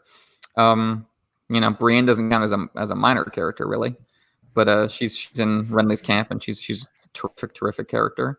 And I've always had a soft spot for Garland Tyrell, and probably will. Yeah. Get him. I was about to say that about Garland Shaw. You can't just leave your guy off the. Can't leave my boyfriend out. It's true. But you've written well about like Mathis Rowan and Randall Parr before. Do you find them to be kind of interesting characters? I find Randall to be interesting. I find Mathis to be compelling because he's the only person, and I know it's a really low bar, but he's the only guy that actually, when Tywin Lannister is completely full of shit at that small council scene, and I think Tyrion's third chapter of Storm of Swords being like, who knows what happened to Elia Martell? I certainly had nothing to do with that. I was outside of the castle, outside of the city, so I wasn't the one who actually raised a and Tyrion says he looks fit to gag, which is, I think, is a really good turn of phrase, but I think it also speaks to Mathis Rowan's personality and that he seems less repulsive than most of the other Reach Lords that we encounter in A Song of Ice and Fire. Yeah, I love that moment when Tywin is saying that Duran Martell is coming to get justice for his sister's murder, and then Tyrion waits to see if anyone's going to say, but Lord Tywin, wasn't it you who presented Elia Martell's children wrapped up in cloaks to Robert Baratheon? And none of them do. Yeah, no, that is a wonderful moment when Tyrion, it's not even that he's thinking about his father's hypocrisy. He just takes it as a given. He's like, does anyone else notice what's going on here? Come on. Yeah, I love that. And it's only Mathis who even like reacts. Everyone else is like, makes a face. Everyone's like, yep, moving on. Yeah, like Paxter Redwine could not give less of a shit. He's like, cut my taxes and I'm out of here. Insert whatever political commentary into that unit. Yes, we all got the political commentary from that one. Yeah. Oh man, yeah. I think there's certain characters that I'm interested to learn more about, like Lady Oakheart. I mean, she's interesting. Cortnay mentions her in this chapter. She seems like she's kind of interesting because how did she become the lady of whatever the Oakwood Castle? Oakwood. Oh, yeah, whatever it is. Eris mentions it. So yeah, we don't know. We don't know if she's Eris's mom or sister. We don't know. We don't know that, do we? No, we don't know if Eris Oakheart's.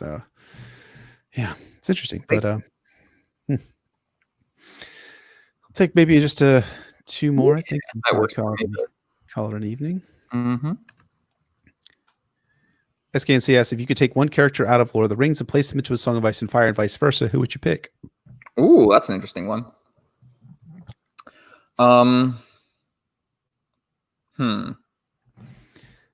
Well, yeah. Do you have anything that comes to mind immediately? I'm thinking about it. I think that Jon would probably be alive, because like good characters seemingly aren't really that mishandled or manhandled the way they are. Yeah, that's in Lord of the Rings. True. Maybe put him in Lord of the Rings so he survives for a little while. It'd be funny to drop Gollum into Song of Ice and Fire. He'd fit in. He'd do just fine in there. But then, from A Song of Ice and Fire into Lord of the Rings, you have a character like Jon or Sam who would probably do fine. But I'm fascinated by how a character like Sandor would work in a Lord of the Rings context, because there are characters somewhat like him in there, but not many. So I think that could be really interesting. Yeah, that would be. Or good. like Euron, drop Euron into the midst. He'd get along just fine. Drop Euron into the Silmarillion. They'd be like, "Oh yeah, we know you. Come on." I mean, there's the idea that Euron could be kind of occupying the Saruman role, right? In the Song of Ice and Fire, we talked about Stannis as being Denethor. Euron could be George's take on a Saruman type figure. Thinks he's growing powerful with his new ally, this Sauron guy. Have you heard of him? I don't know. Exactly. He seems kind of cool. Secondary villain who's super ambitious and wants to rise above the primary villain. You even have him going for the High Tower, which could be the Orthanc. Yeah, I think that's something that could definitely be a direct parallel. Love that. Trying to find a good one to close us out here with. Thank you all for the questions and everything like that. Absolutely. We're always flattered. I took out my contacts. I'm just squinting. You doing all right? Oh yeah, I'm good. I just, they only work for me for a few hours before they gotta go. Yeah, I understand.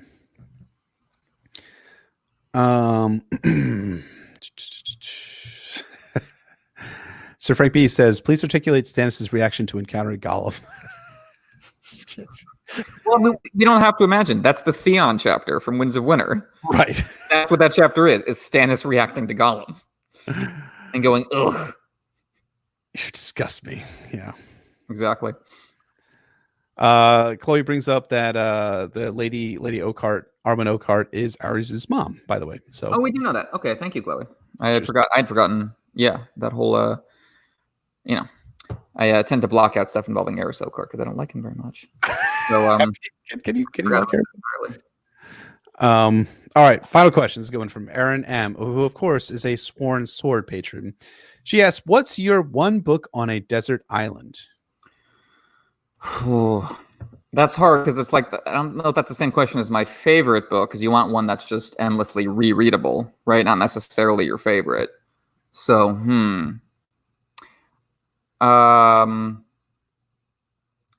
I could probably reread Remembrance of Things Past all the time.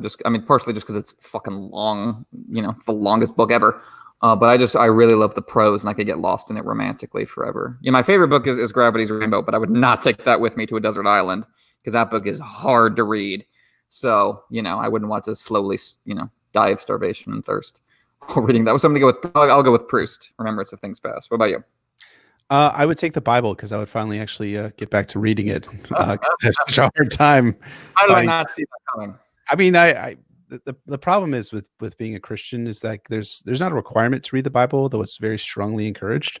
But really, I know this might come as a shock. Like a scam. Okay, but I think that it's I don't read it enough, barely at all these days, and so I would probably have to read then because I would have to pour through the pages and attempt to decipher the religion that I've sworn fealty to, and that would be that would be an opportunity because I'd be there forever reading the Bible over and over again. I can start a chapter by chapter Bible podcast where I'm on all the I'm amazed we haven't already done that. Once we finish the Song of Ice and Fire, folks, straight into the Old Testament. Very Genesis. Yeah. All right. Well, I think that is going to wrap us up for this episode on A Clash of Kings Davos 2, and of course our question and answer session for these episodes. Again, we just Lewis had brought it up before about whether we're just going to keep doing this, and both of our reactions is that we really, really enjoy spending time with you guys. I know most of you all are in a situation where you're not getting out a lot and aren't socializing with a lot of people, and having this live streaming gives everyone, to include ourselves, a chance to chat with you guys and have community and relationship. And we appreciate all of you folks having that with us. And so yeah, I would do this forever if I could. Me too. Maybe we'll. I don't hang out with people in person anyway, because like Stannis, I just don't see the appeal of that whatsoever. A lie. Take it out. You hang out with me, buddy. That's true. Video evidence. That's true, and I had fun. But yeah, no, absolutely. In hard times and uncertain times, we just want to contribute to community as best we can. So thanks everyone for helping us do that. Yeah, you guys are the best. Thank you very much. All right, next week, Davos 2, part 2 of 3. Can't wait to see you guys again. Thank you so much. Take care. Good night.